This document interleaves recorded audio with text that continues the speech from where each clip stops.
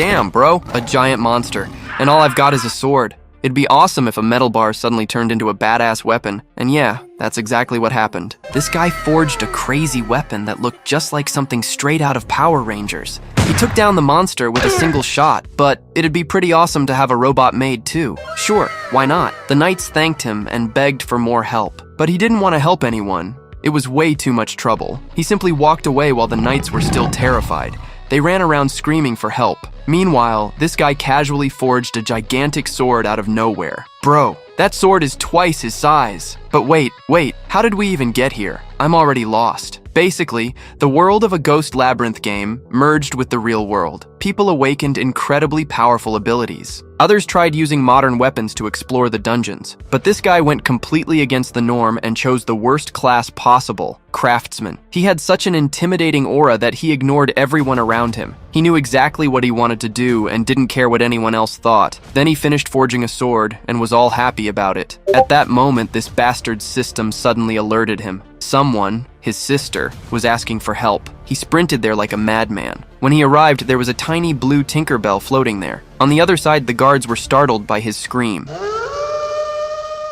That little Tinkerbell was actually what his sister had turned into. That's why he screamed. Even she had no idea what had happened. When he used his system to analyze her, it gave some kind of error. But through the glitched display, he realized there was an item that might be able to turn her back. It was something similar to a Philosopher's Stone, an ultra-rare item. And even if you wanted to craft it, the materials were insanely expensive. We're talking about 100 million gold. But since he was a craftsman, if he could gather the materials, he could make it himself. And that's how he decided to save his sister, Sheikah, or rather, Tinkerbell. Inside the dungeon, he started preparing and immediately crafted a stick of TNT. This guy doesn't mess around. He's about to blow the monsters to pieces. At that moment, a mage named Ignis, let's just say he had a very punchable face, was laughing at our protagonist. The protagonist just wanted to ignore him while his sister was getting angry. But Ignis pulled out a rod and tried to smack the little fairy on the butt. Her brother grabbed his arm like it was made of paper. He was furious that this guy dared to lay a hand on his sister. 1 second later,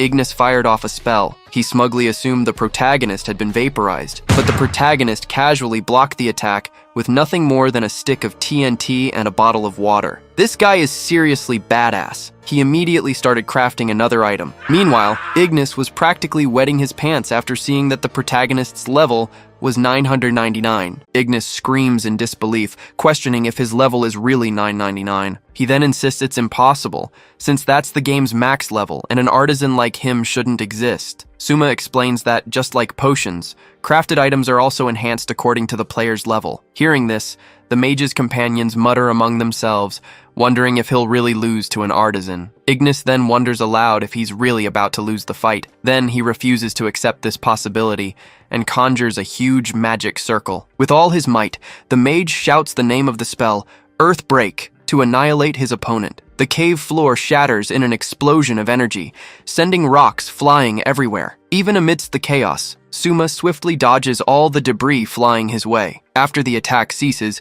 he stands in the center of the crater without a single scratch. Ignis laughs and calls him pathetic, revealing he has already mastered the advanced magic of the 4 elements. Next, he orders the artisan to beg for mercy in exchange for a possible pardon. A giant creature emerges from the shadows, rising up over the mage. Sheikah watches the scene, completely paralyzed by the creature's size. Then, Ignis himself is startled when he realizes what he has just summoned. Suma then realizes the mage's attack tore a huge hole down to the dungeon's lower floors. With that, he laments that a ridiculously strong monster has appeared because of the commotion. Immediately after, the dragon prepares a fireball to attack. The creature then unleashes a blast of fire at Ignis's group. Ignis screams in desperation as the flames advance toward him. One of his companions screams as he falls into the hole created by the spell. Suddenly, a pillar of water intercepts the dragon's fire attack. While Sheikah panics about what to do, Suma laments that this is a horrible way to start. He then asks if Sheikah can use her scout ability, but she insists that fairies are too weak to fight. Next, he asks her to just provide support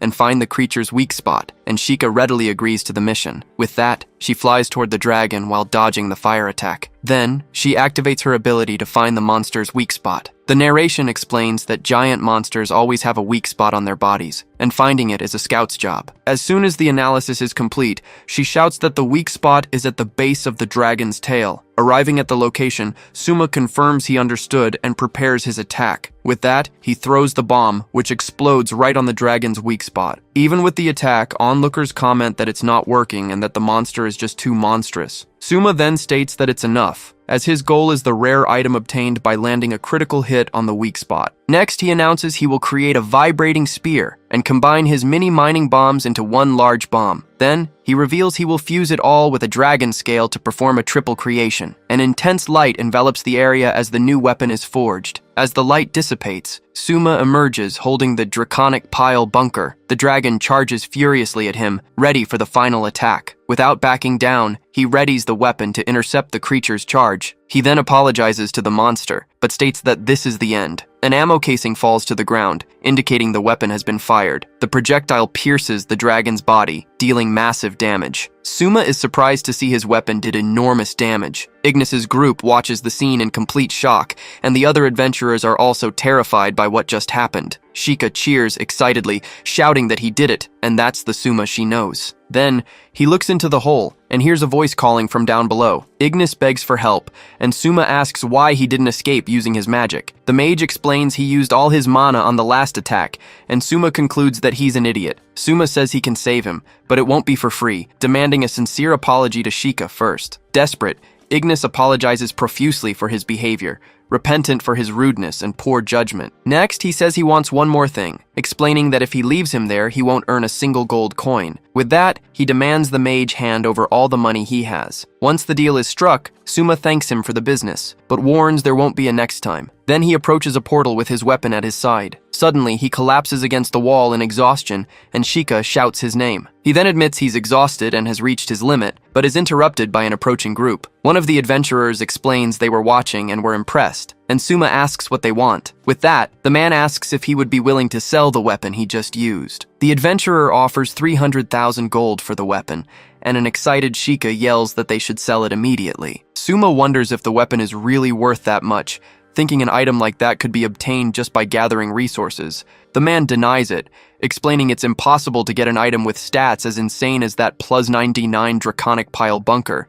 He then emphasizes that, unlike in games, in real dungeons you have to risk your life at every moment. Suma then realizes that no one in their right mind would spend their days taking risks, as normal people would always choose safety. With that, a new idea forms in his mind. Then, he accepts the deal and tells them to use the weapon if it's enough for what they need. The reward for rescuing the hostile player appears on the screen, totaling 170,000 gold. Next, the sale of the draconic pile bunker is confirmed for the price of 300,000 gold. With that, the screen shows there are still 99,530,000 gold needed to reach the final goal. Back in the city, life goes on as usual. As they walk, Sheikah celebrates that they hit the jackpot twice in a row. Sheikah then asks what he was thinking about, and Suma reveals he had a good idea. He then suggests they should stop trying to make an honest living by exploring dungeons, which shocks her. Sheikah despairs, recalling they won't make it through the lower floors, as they barely survived a single dragon. He then points a weapon at her and says that, however, there is another way. With that, Suma raises a sword and declares that they still have crafting as their trump card. Then, Sheikah understands the plan and reacts with a smile of approval. She then explains that, unlike in the game, crafted items have real demand, and the plan is to get people to buy their creations. Their goal is to find items with easy-to-get materials that can be sold for huge profits. While Sheikah questions if they'll find something so convenient, Suma assures her they will, without a doubt. Standing before a large building, he states that this is the perfect place for their plan. He then approaches and pushes open the location's enormous golden doors. Opening them, Suma announces that this is the place in the Dream Labyrinth where the most gold changes hands. An intense light shines from within the hall, blinding the entrance. The place is revealed to be a grand, legendary auction for rare items. Inside the hall, bids for rare items climb quickly, reaching tens of thousands of gold. While Sheikah is impressed by the prices, Suma notes that this is, after all, the biggest auction in the Dream Labyrinth. Soon, the auctioneer announces that the sun and moon earrings have been sold for 90,000 gold. With a smile, he claims the real show will begin shortly. Next, the auctioneer presents the Black Shield Shadow Aegis with an opening bid of 100,000 gold. As soon as the item is announced, the bids skyrocket, quickly surpassing 400,000. One of the participants raises paddle number 49 to place a bid. Soon, a woman in the audience makes a final bid of 550,000. With that, the auctioneer confirms the amount and declares the item sold to the woman. Suma then decides their next crafting goal will be that shield, leaving Shika confused. He explains that the intense bidding war means many people are willing to spend huge amounts for the item. So, the plan is to mass produce the shield and sell it to everyone who lost the auction. He then says he's already excited just imagining the money they're going to make. To create the Shadow Aegis, 2 materials are needed: Shadow Adventite and Fire Dragon Blood. The narration explains that Fire Dragon Blood is a low-level item,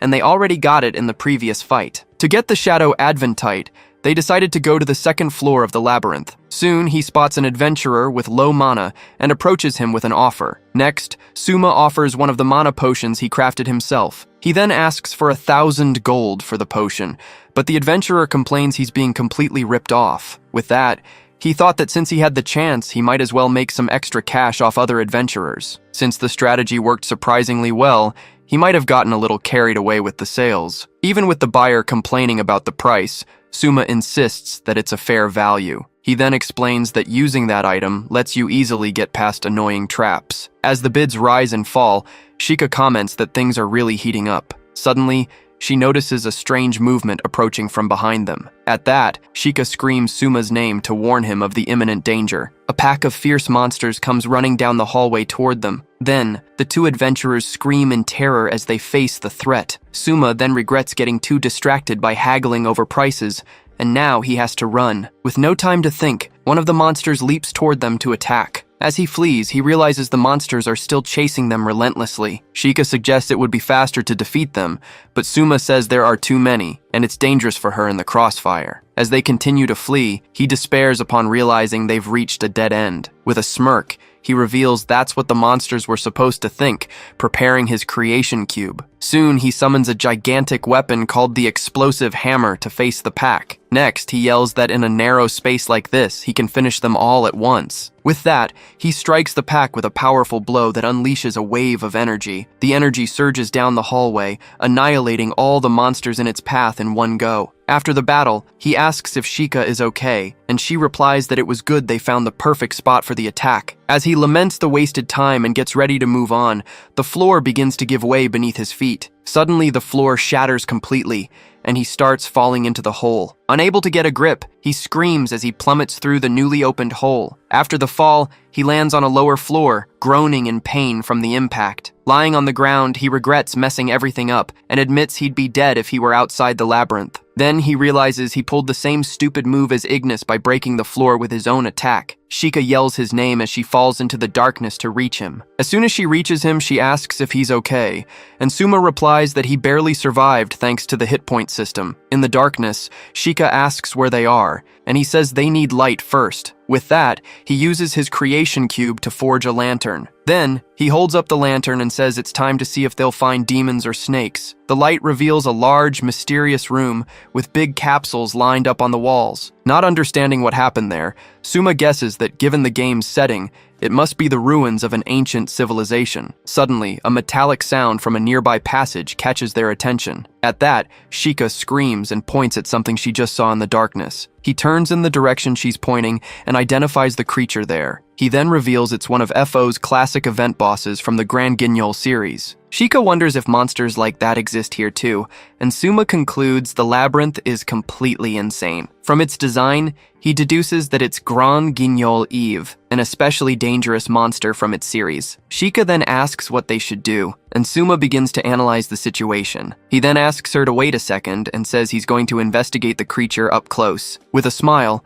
Suma explains that Grand Guignols are famous for dropping valuable materials, and they can make a fortune here. Even with Shika warning him about the danger, he approaches the golem and tells her to relax. Just as he reaches it, he confirms the creature is completely shut down, and then something happens. Suddenly, one of the golem's eyes lights up with an intense glow. The golem abruptly activates, catching Suma completely by surprise. As the creature prepares to attack, he yells for Shika to fall back immediately. Then, the golem's compartment opens, releasing a large amount of steam. Hidden, they watch intently to see what's coming out from inside the golem. Amid the steam, he wonders what that silhouette he just saw was. The figure of an android girl emerges from inside the creature, connected to several cables. Back in the present, a new routine is settling in at Suma's workshop. As she sweeps, Eve complains that even this room is filthy. She then asks if the place isn't cleaned regularly. The android sighs at the mess she found throughout the house. With that, she states that, honestly, her master is a lot of work. Eve then adds that this only makes serving him even more rewarding. Completely confused, Suma wonders how things ended up this way. The scene flashes back to when the android was connected inside the golem. Right after the battle, he found her lying on the floor, completely deactivated. The narration explains that the Grand Guignol series is a raid boss made of a robotic shell with a mechanical doll as its core. In other words, it was a much tougher enemy than the dragon they faced before. The game's interface shows Suma's information, a level 999 craftsman. Suddenly, the doll identifies the player's name as Soma. With that, the android registers him as her new master, much to his surprise. The narration reveals that, to his shock, she lost all memory of being a boss and began insisting he was her master. He then explains that even though he told her not to follow him, he eventually gave in and brought her to the surface. While tidying the table, Eve comments that the room is a mess. Sheikah agrees that he never organizes anything, and Suma yells at them to stop ganging up on him. Then, he says he'll keep an eye on her, but Eve insists that her master call her by her name. Suma then announces they're returning to the labyrinth to find materials and orders her to stay and look after the house. The two stare at each other in silence for a brief moment. With a bow, Eve wishes her master a safe return. As they descend, he wonders why, of all things, she decided to act like a maid. He then assumes her backstory is showing through, leaving Sheikah confused by the term. Suma explains that according to the game's lore, Eve was a princess of an ancient civilization and reverted to that personality. With that, he concludes it makes sense she'd want to serve, but for now, they'll set that matter aside. He then turns, ready to focus on gathering materials for the Shadow Aegis, but he notices something. In the hallway, a group of experienced adventurers approaches them. He soon recognizes the group's leader as the paladin, Oliver. Upon seeing him, Oliver comments that it's rare to find him in the labyrinth and greets him. One of the adventurers asks if Oliver knows him, and he confirms they've known each other since before the labyrinth and calls him a weirdo. Suma retorts that the comment was rude, but one of the group members concludes that he's admitting he's a weirdo. At that, Oliver warns his party not to underestimate him or start a needless fight. He then explains that his base stats alone would be enough to defeat them, and the party agrees not to cause trouble. Then, the party's mage excitedly asks if the two are friends. Suma denies it and says they're just acquaintances, while Oliver claims they barely know each other. More importantly, Oliver asks him about his sister, mentioning they always explore the labyrinth together. With a serious look, he braces himself and says he'll explain what happened. After hearing the story, one of the adventurers says it's more realistic to believe she turned into a monster. He then adds it would be more believable than thinking Suma went crazy and got a pet monster modeled after his sister. Oliver states he doesn't have time to help, as he's heading to the lower floors to train his party. Even so, he reflects on the difficulty of earning 100 million gold just to save her. He then remembers Suma had said they aren't blood-related, but that he's very devoted to her nonetheless. With a smile, Suma confirms that of course he's devoted to her. Right after, he declares with conviction that she is his precious little sister. He then recalls that his parents died in an accident when he was just a child. With no relatives he could trust, he ended up all alone in the world. Then he reveals that she is his precious little sister, and at the same time the daughter of the people who saved him. The two grew up together, forming an inseparable bond over the years. With that, he reaffirms his determination, declaring he'll do whatever it takes to save her. Sheikah flies excitedly through the cave, scouting the path ahead. Suddenly, she yells that she's found the black diamond and celebrates the size of the piece. Seeing the crystal, he praises the scout, saying that, as expected, she did a great job. With the material in hand, he promises himself that no matter what, he will bring her back to normal. The narration explains that the poison dragon isn't a top-tier dragon-type monster, and that it would be easy to defeat one or two of them. However, the species variants possess a completely different level of strength, making a solo hunt nearly impossible. Sheikah then asks if they're really that strong, and Suma confirms that part of it is due to their raw stats. He then reveals that standard antidotes and magic don't work against a variant's lethal poison. Sheikah despairs, but he explains that without the right materials, creating a serum is impossible, and a recovery potion would only provide temporary relief. With that, he laments that at this rate, they won't be able to ask the adventurer what happened. With no other option, Suma decides they'll have to go down to the next floor as well. He then notes that since there's only one path, they'll naturally end up following in Oliver's footsteps. Soon after, Shika offers to scout the path ahead, and Suma warns her not to overdo it. As she descends, she thinks that scouting is her specialty and that she needs to prove herself useful. Suddenly, she stops when she comes across something unexpected on the floor below. Amidst a poisonous miasma, she realizes she needs to warn Suma immediately about what she found. Back at the top, Suma asks if she found any sign of Oliver's group. Shika reports that she could sense someone fighting, but Suma assumes he's fine, since his paladin skills can neutralize the miasma. With that, he decides they need to focus on their own situation, as facing a variant head-on would be suicide. Shika asks if they can't mine the Shadow Adventite somewhere else, but Suma insists on sticking to the plan. He then explains that the exploration difficulty of the other gathering areas is too high. With that, he concludes it's safer to gather there, avoiding the dragon, than to risk going elsewhere. Even with Shika worrying about the miasma, he reassures her, saying he already has a plan. Next, Suma says he'll take a bit of an item and quickly takes something from her, leaving her surprised. As she asks what he took, he reveals it's fairy dust, the gold standard for disease countermeasures. He then says he'll craft the powder with some decent materials, while Shika despairs at seeing him use her dust. Soon, he proudly displays the newly created item, a piece of equipment called a protection scarf. Suma then explains that, although it won't cure the variant's poison, the item should be enough to contain the miasma. Upon entering the area, he comments that the intensity of the miasma is impressive. With that, Suma asks Shika to handle navigation, and she readily accepts the task. Suddenly, an adventurer is thrown forcefully in front of them. Next, a shield flies at high speed toward them, surprising one of the adventurers. A monstrous creature appears and prepares to attack the paladin on the ground. The adventurer then uses his shield to try and block the creature's attack. Recognizing him, Oliver shouts Suma's name and laments that he saw him at his worst. Even so, he swallows his pride and begs the craftsman to give him a hand. Next, the paladin explains they can create a serum using the creature's own poison glands. Suma replies they're too busy to play the Good Samaritan and asks why the group's mage isn't preparing the serum. With that, Oliver reveals that his team is incapacitated and he can't save them alone. Desperate, he offers to pay whatever Suma wants,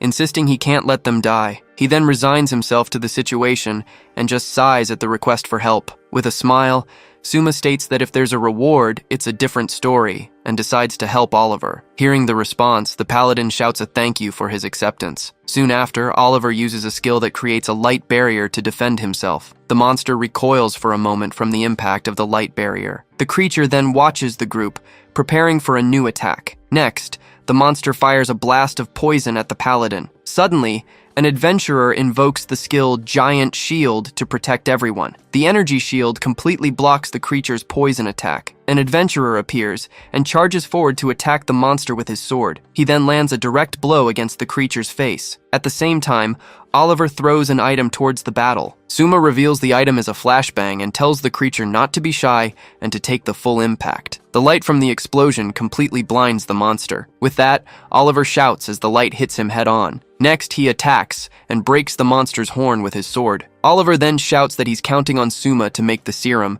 and Suma replies that he can leave it to him. As Oliver watches, the creature attacks him with its tail, and he laments the situation. With the blow, the paladin is thrown forcefully against the ground. Shika warns that the dragon is coming, and Suma confirms that he already knows. He then realizes he's drawn all the creature's attention with the flashbang and prepares a containment creation. The monster then fires a blast of liquid poison in his direction, and the monster intercepts his creation. Shika desperately screams his name upon seeing him get hit by the creature's attack. He then laments that his creation was interrupted, realizing that at this rate all would be lost. Suddenly, an intense light appears and the two turn, surprised by the flash. With that, a weapon of light descends from the heavens and pierces the monster's body with a direct hit. Suma and Shika watch the scene, completely unable to understand what just happened. A mysterious silhouette appears amidst the light, drawing everyone's attention. Soon, the figure is revealed to be Eve, the android who was inside the golem. Back in the cave,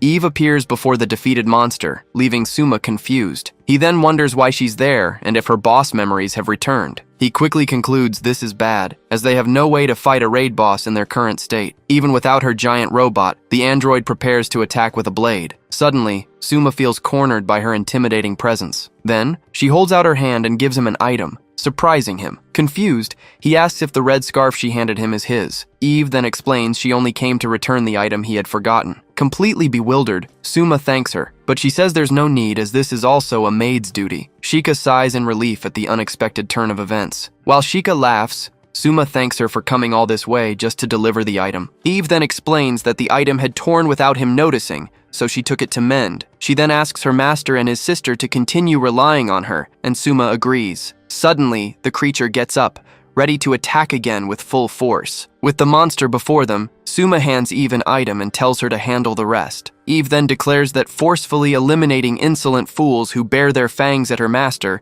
is also one of a maid's duties. With that, the creature charges forward to attack with all its might. She then intercepts the creature's attack with just one hand, creating a shockwave. The monster staggers back from the impact as poison drips from its body. Next, the monster stomps hard on the ground, releasing a pool of poison. As Sheikah shouts about the poison, Suma reassures her, telling her not to worry. Suma explains that dragon poison has no effect on automatons, which is why Eve can hold the monster off. With a determined look, she prepares to counterattack. Then she fires a sphere of energy from her bare hands at the creature. Eve dodges to the side, nimbly evading the monster's attack. She then strikes the monster's face with a series of energy blows. Though stunned, the monster lunges again to try and grab her. The creature reaches out to grab her at the last second. Suddenly, Oliver yells that he won't let the creature get her. With that, he strikes the monster with a blow of light to protect the android. Sheikah activates her weak spot detection skill to analyze the creature. She then shouts that the monster's weak spot is the nape of its neck and tells them to aim there. Even with this information, Suma concludes their damage is nowhere near enough. The narration explains that the paladin is defense-focused, and Eve lacks enough firepower in close combat. He then considers creating a serum to heal Oliver's allies, but realizes 2 more people would hardly make a difference. With that, he states there's only one option left, and calls out to Oliver to start his plan. Next, he yells for Oliver and his party to hand over all the items they have. As Oliver throws the items, Suma promises to create a weapon capable of defeating the creature. Even with Oliver doubting they can win, Suma assures him they can, because they have a very reliable maid on their side. The creation cube glows brightly as he begins the process. Then, he throws the newly created item and yells for Eve to catch it. Eve moves forward and catches the object mid-air, ready to use it. The item transforms into an energy gauntlet on her hand. Next, she flies towards the weak spot and strikes the monster's nape. The creature roars in pain as it's hit squarely by the devastating blow. With that, Eve activates her equipment, the lightning-heavy greave, for the final attack. She then concentrates a large amount of energy in her hand for the strike. Next, a beam of light hits the monster head-on, creating an opening. Then, she rushes in to kick the weak spot on the creature's nape. The blow unleashes a blast of energy that pierces through the monster's body. The light weapon shatters after completely piercing the creature. From the impact, she lands in the middle of a newly formed crater. With an orb in her hands, Eve declares the mission is complete. The game interface then displays the item obtained, the Venom Dragon's Jewel. In disbelief, Oliver comments that they actually managed to defeat the creature. While Eve heals his companions, Oliver thanks Suma for his help. Then Suma hands over the 3rd serum and asks them to take it to the thief waiting upstairs. After saying their goodbyes, Oliver's party leaves the cave, leaving them behind. With the mission accomplished, Eve turns to her master and calls out to him. Next, she thanks him for entrusting her with such an important role in the battle. Suma explains it was no big deal, and that he just chose the method that would cause the most damage. Sheikah teases him for being so bad at being honest with his feelings,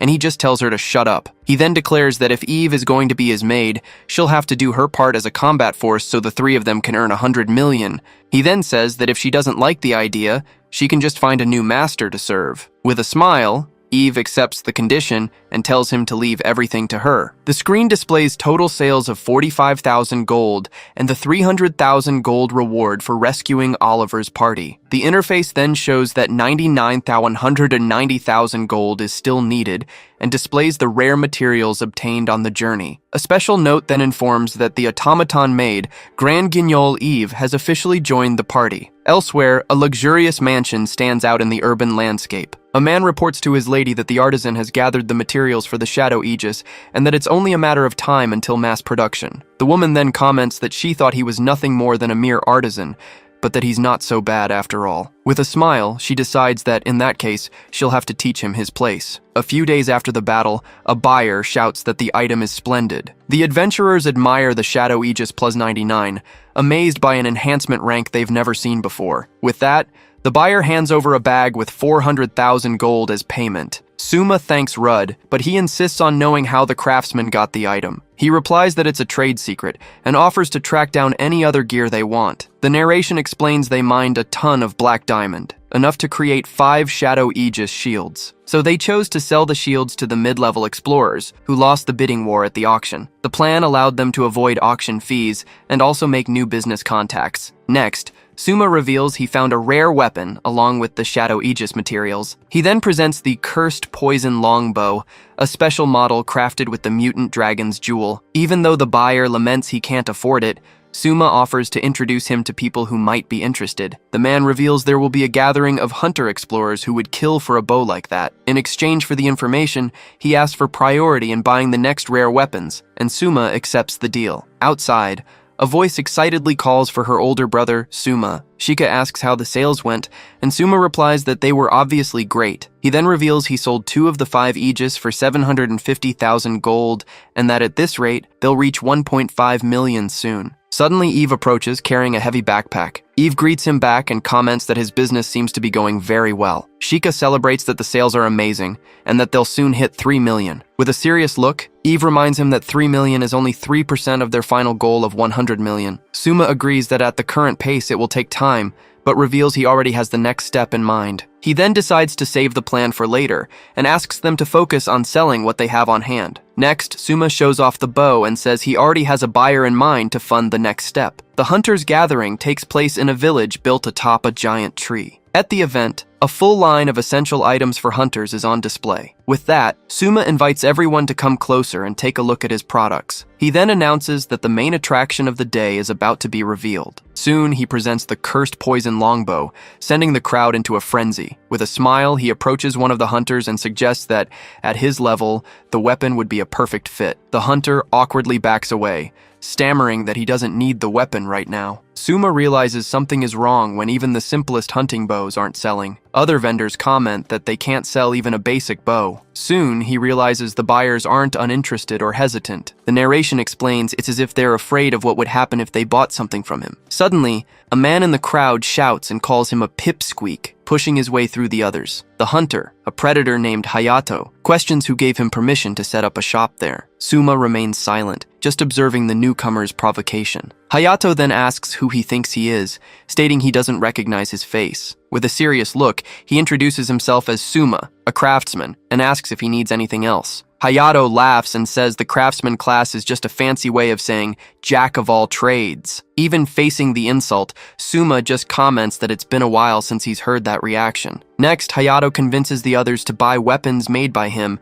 instead of the trash from a useless class. With that, Suma understands he's the reason nothing is selling, as he's intimidating others and monopolizing the profits. The narration explains that other classes can also craft items, as long as they are within their specialty, and that Hayato was selling his own creations. Suma reacts with surprise to Hayato's provocation, not understanding the hostility. Eve asks what items he's referring to, and Suma replies that he sees nothing but store-bought junk. At this, Hayato becomes enraged and questions him about what he just said. He then threatens him, saying he'll crush him, but Suma accepts the challenge and calls him out for a duel. Hayato proposes that if he wins, Suma will be banned from the area, but Suma refuses the bet. With a smile, he calls him a coward for only fighting when the terms are in his favor. He then demands that Hayato also be permanently banned if he loses the duel. Hayato shoots an arrow into the ground, creating a dividing line. He accepts the terms, but adds that if Suma loses, he'll be left half dead and crippled. With that, he proposes they each craft a bow and arrow, and the first to land a hit wins. Hayato then declares he'll show him the difference between their classes, preparing to shoot. At the last second, an arrow hits his hand, and he turns around, not understanding what happened. With the bow in his hands, Suma apologizes and says it was an accident. Next,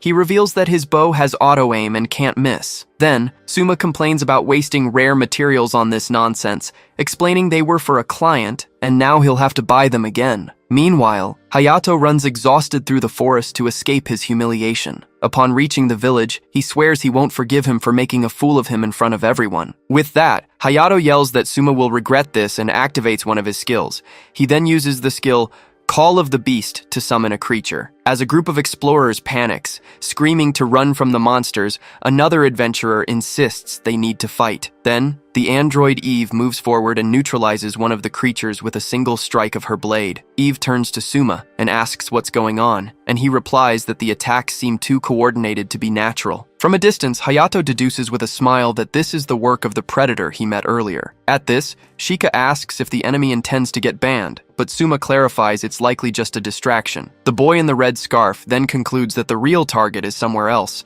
and if he were in the hunter's shoes, he would be the main objective. In that instant, Suma senses imminent danger approaching. He confirms his suspicions by defending against an arrow and declaring that he was the target all along. Faced with the situation, Suma decides he has no choice but to attack the predator directly, while Shika warns him about the shooter's long distance. Even so, he creates a bow and fires multiple arrows, wondering if they'll even reach the enemy. The projectile's energy trail speeds towards the target. Suddenly, Hayato senses the approaching counterattack. He then watches the energy arrows rise into the sky, heading his way. Calmly, the hunter in the green bandana watches the projectiles lose power and fall around him, causing no damage. Hayato then scoffs at the useless attempt, asking if his opponent doesn't even know about the distance damage penalty. With a smile, Hayato states that ranged attacks are useless, as he has a special skill that nullifies damage fall-off. He then fires an arrow, declaring that his fighting style is to finish off opponents while they're surrounded and unable to move. The hunter in the green bandana then launches an arrow with an explosive attached towards his target. Suddenly, Hayato's eye reflects an unexpected glint approaching fast. The next instant, one of the energy arrows he had ignored explodes right in front of him. As he falls, Hayato realizes it was a bomb created by his opponent, but he believes he can withstand the damage. Right after, he notices several other explosive arrows are about to hit him in mid-air. With that, a series of explosions echoes through the forest. From a distance, Suma watches the smoke rising from the site of the attack. With a confident smile, he wonders if his opponent really thought he'd fight using conventional tactics. Soon after, the other adventurers thank Suma profusely, explaining they'd been tormented by the predator, Hayato, for a long time. Suma then brushes off their thanks, stating that buying a mountain of his products is more than enough for him. Later, he comments that the permanent ban was just a verbal promise and wonders if Hayato won't just come back, feigning ignorance. The adventurer who gave him the gift replies that, with that exact thought in mind, they'd like to make a special request of Suma. The adventurer explains that the meeting hall isn't an original labyrinth facility, but a base built by the explorers themselves. He continues, explaining it all started with 10 volunteers from the advanced hunter classes. Together, they joined forces to create the base, which was managed fairly by all 10 of them. However, the man reveals that one by one they disappeared during explorations, until Hayato, the last one remaining, used his privileges to monopolize the item supply. At this, Suma understands that Hayato acted so arrogantly because he was the sole administrator, since the privileges of a self-built base were very powerful. The adventurer then adds in a whisper that there's a rumor the other administrators were actually murdered by Hayato. Suma then asks what the request is, and the man apologizes for the delay and points to a nearby spot. Suma and Shika look in the indicated direction. The man introduces the place as the Divine Tree, and Suma immediately notices its imposing presence, starting to suspect what the real request is. The request is then revealed, to create a new base using the Divine Tree itself as the material. He explains that if the base is replaced, the predator will no longer be able to act freely, and they might even be able to banish him for good. While Shika asks if he can do something so grand on his own, Suma confirms that it's possible. With a smile, Suma warns that for a job of this scale, the reward will have to match, and the adventurer immediately agrees. As proof, the man announces they've gathered 5 million gold from everyone's contributions and will give it all to Suma. Then, Suma's creation cube materializes, ready to begin the work. Suma announces the deal is a success and suggests finishing everything by the end of the day, leaving the others shocked. The adventurer replies that's impossible, recalling that the current base took 10 people a month to build. Suma then explains that since creating a base is just joining several parts, he just needs to speed up the process by doing everything simultaneously. The adventurer is impressed by the idea of him using an advanced technique to create 2 parts at once. Then, the man realizes it's not just 2, but several creation cubes being activated at the same time. With dozens of cubes floating around him, Suma prepares to begin the massive construction. With a gesture, he commands the cubes, which begin to shape the divine tree with beams of energy. And so, the boy in the red scarf activates his large-scale creation skill. A wave of energy expands through the forest as the new base quickly takes shape. In a few seconds, a wooden platform appears directly on the tree's trunk. Right after,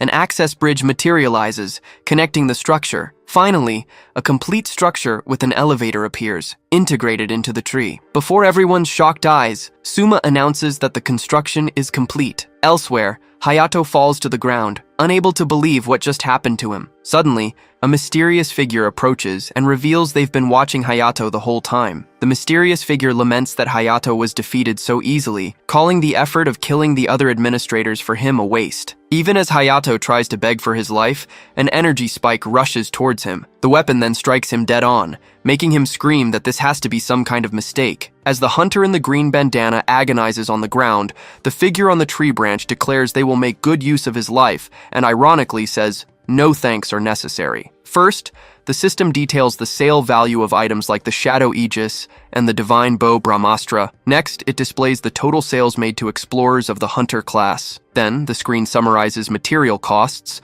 the reward for the new base, and a total net profit of over 6 million. With that, Suma reveals with a smile that his current savings are around 7 million. He then tells Eve that, besides the 5 million from creating the base, he was glad the Divine Bow sold for more than expected in a mini-auction. Eve then analyzes that the raw material cost was about 40% of the revenue, when ideally it should be kept at 30% at most. Suma justifies that the percentage is decent since they stocked up on rare materials, agreeing it would be impossible to gather everything himself to cut costs. Suddenly, Shika notices a message notification and wonders who it could be from. In a panic, the little fairy reveals the message is from the Self-Management Committee and that they're summoning him. Confused, the android repeats the name of the Self-Management Committee. A narration explains that one of the biggest differences between the Phantom Labyrinth and its game prototype is the non-existence of game masters. These masters acted as customer support, responsible for settling disputes and punishing rule breakers. Since this function doesn't exist in the labyrinth,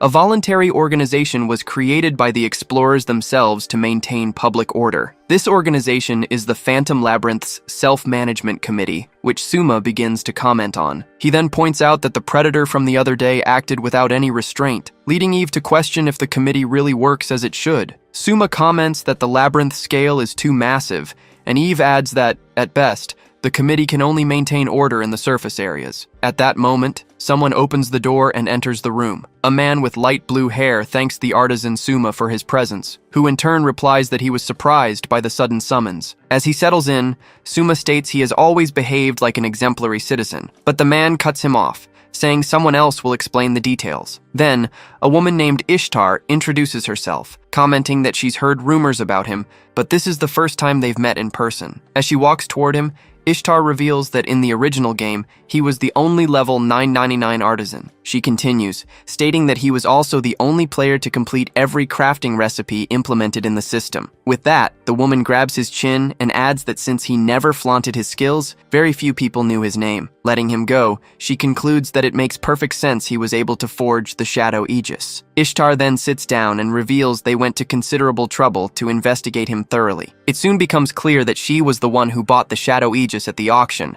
making Suma wonder what the reason for this summons could be. Suma stares at her intently, waiting for an answer. Ishtar then says she'll get straight to the point, as they have a demand for him. The demand is that he immediately stops selling counterfeit rare items. Not understanding the accusation, Suma falls silent for a moment. Suma then questions why exactly he should stop selling his items, since they are all genuine, to which Ishtar replies that the reason is obvious. She quickly explains that the reason is because it lowers the value of her collection, and collecting rare items is the main reason she's here. Ishtar continues, stating the value of her precious collection is being undermined, and that the ban applies to all items she might acquire in the future. Outraged, Suma stands up and yells at her to stop saying such ridiculous and nonsensical things. Then, the light blue-haired man intervenes, announcing that Initiator Ishtar wishes to settle this dispute through a trial by dueling. He details that the format will be a public duel in the Grand Arena, where using representatives to fight is also allowed. The boy in the red scarf remains silent as he processes the proposal. As he reflects, he considers that duels to settle disputes are common, but the real problem is her absurd demand. At this, Sheikah speaks up furiously, reminding him that he needs 100 million to restore her and would never agree to ban the sale of rare items. Suma concludes that refusing the duel would likely be pointless, as she would just interfere in some other way. After a moment, he reconsiders and wonders if, in that case, it wouldn't be better to accept the challenge. He realizes that if they win, they'll get the committee's official approval to sell items, plus the incredible publicity value of a public duel. However, Eve points out a concern, saying that Ishtar's arrogant attitude is hard to believe for an ordinary explorer. Then Sheikah asks if the initiator class is something special, and Eve clarifies that it's just a starting class exclusive to beginners. Suma then turns and confirms that's exactly what makes her so terrifying. Suma then deduces that, as an explorer, she's nothing special, but rather someone rich who probably hires others to do the heavy lifting. He understands she will certainly hire a representative specialized in combat, and the biggest question is whether they can defeat him. With a smirk, Ishtar pressures him, asking what he'll do and threatening that she'll use other methods if he refuses the duel. Faced with this, Suma accepts the challenge, but sets a condition that if he wins, she must back down completely. Confidently, Ishtar agrees to the term and swears on her own pride. Back in his workshop, Eve questions if the decision was wise, stating that her representative will surely be a very powerful fighter. The android continues, saying that with his combat skills, the chances are minimal, and Suma replies that he already knows that. He then explains that his stats are no different from people at half his level, and that, having no combat skills, he couldn't beat a specialized player. Even so, he states he'll do it for his precious sister, and that he wouldn't have accepted if he didn't believe they had a chance to win. With that, Suma turns to his companion and asks her to be his representative in the duel. The android replies that if it's an order, she has no choice but to obey, but questions if he isn't overestimating her abilities. Eve then reveals that, according to her analysis, that woman's bodyguard has considerable combat skill, and the chance of victory against him is only 30%. Suma cheers up, saying that 30% is more than he expected, leading Eve to conclude he underestimated her and ask if she can punch him. The young man then reminds her that even with a low chance, victory is possible, and recalls that in the fight against the venomous Drake, her performance alone wasn't enough. He then concludes by stating that she only won because she used the equipment he created, as the true source of her strength comes from enhancement through his items. With a smile, Suma explains that the game had many recipes for automaton equipment, and that with the right materials, he can create even the most powerful weapons. Suma then comments that, technically, it's equipment for pet monsters, which leads Eve to suggest that maybe she should wear a collar, making him regret his choice of words. Sheikah then agrees they would win with the crafted items, but Suma points out that the real problem is where they'll get the materials. Then, the little fairy exclaims that her brain is going to explode, considering they have little time, that buying everything would be expensive, and that some materials aren't even for sale. Suma then reassures her, telling her not to worry, as he has already thought of all these details. With that, he reveals his plan to use the body of a defeated Guignol unit as material to create an exclusive weapon for Eve. Finally, the boy in the red scarf declares that this is their path to victory. With a grinding metal sound, one of the automaton's arms is moved. Then, Suma manages to remove another component and celebrates, saying he got another piece. Holding one of the gears, Sheikah comments, "It's a good thing others didn't loot all the parts first," and Suma agrees it all went according to plan. He then explains that this is thanks to the labyrinth's self-restoration function, which repairs any damage over time. As he observes the structure, he mentions that because of this, they need to reopen the holes to get in, until Eve's voice calls them. Next, the android approaches with a basket full of parts and announces that the scouting of the area is complete, showing the results. With a smile, Suma thanks her and states that with that amount, they have more than enough materials for the job. Eve then laments that her own weapon generation function isn't operational, as high-level automatons feel their weapons as part of their body. She continues, explaining that unfortunately, this function seems to have been damaged along with her memories, leaving Sheikah disappointed she can't see it. Suma then reflects that, just as Eve said, some automaton-type monsters have weapon generation abilities. He recalls that especially Grand Guignol Eve, being a raid boss, possessed extraordinarily powerful unique weapons. Then, the boy in the red scarf decides there's nothing they can do about something that's unusable right now. With that in mind, he approaches the android and asks for a moment of her attention. Suma then asks her to confirm she remembers nothing of the past, and Eve replies that memories of herself are inaccessible. However, she reveals there is frozen memory data, and that, if it could be thawed, her weapon function might recover, but Suma advises her not to force herself to remember. Suma then deduces that those are probably memories from when she was an enemy boss. As he concludes it's best not to stimulate her memories carelessly, Eve turns and calls out to him. Suma faces her, awaiting the question. Next, the android asks him if he'll be able to create gear strong enough to win the duel. Eve then declares that Sheikah's chance to become human again is at stake, and a defeat due to insufficient weapon performance is unacceptable. Confidently, Sheikah replies that of course it will be fine. After all, the weapon was made by Suma. With a smile, Suma agrees and tells them to leave the work to him. A short time later, in the crowded arena, the announcer proclaims that the representatives from both sides have entered the ring. On one side, he introduces the collector Ishtar and her representative for the duel, Battlemaster Gilbert. On the other side, the announcer introduces the artisan Suma and his unbelievable representative, the automaton and pet monster Eve. While Sheikah is amazed by the crowd, Suma notices that no one seems to have recognized Eve's true identity, since her appearance is different. The announcer then explains the rules of the duel, defining defeat as when an explorer's HP reaches 0, or when an automaton stops functioning. Battlemaster Gilbert comments that he didn't expect his opponent to be just a pet monster, and that he must have been underestimated. In response, Eve recommends he speak more modestly about his opponent, as it will make it easier to save face after his defeat. While Sheikah cheers for Eve, Suma calculates that the opponent's level is between 80 and 90, concluding that Ishtar brought someone close to the max level. A narrator explains that the max level for hired mercenaries is usually around 80, since stronger explorers prefer the challenges of the deeper floors. As a hired duel representative, he is likely one of the strongest, but Eve still has a chance if she fully utilizes the gear provided. A large wooden mallet is used to start the ceremony. With a loud strike of the gong,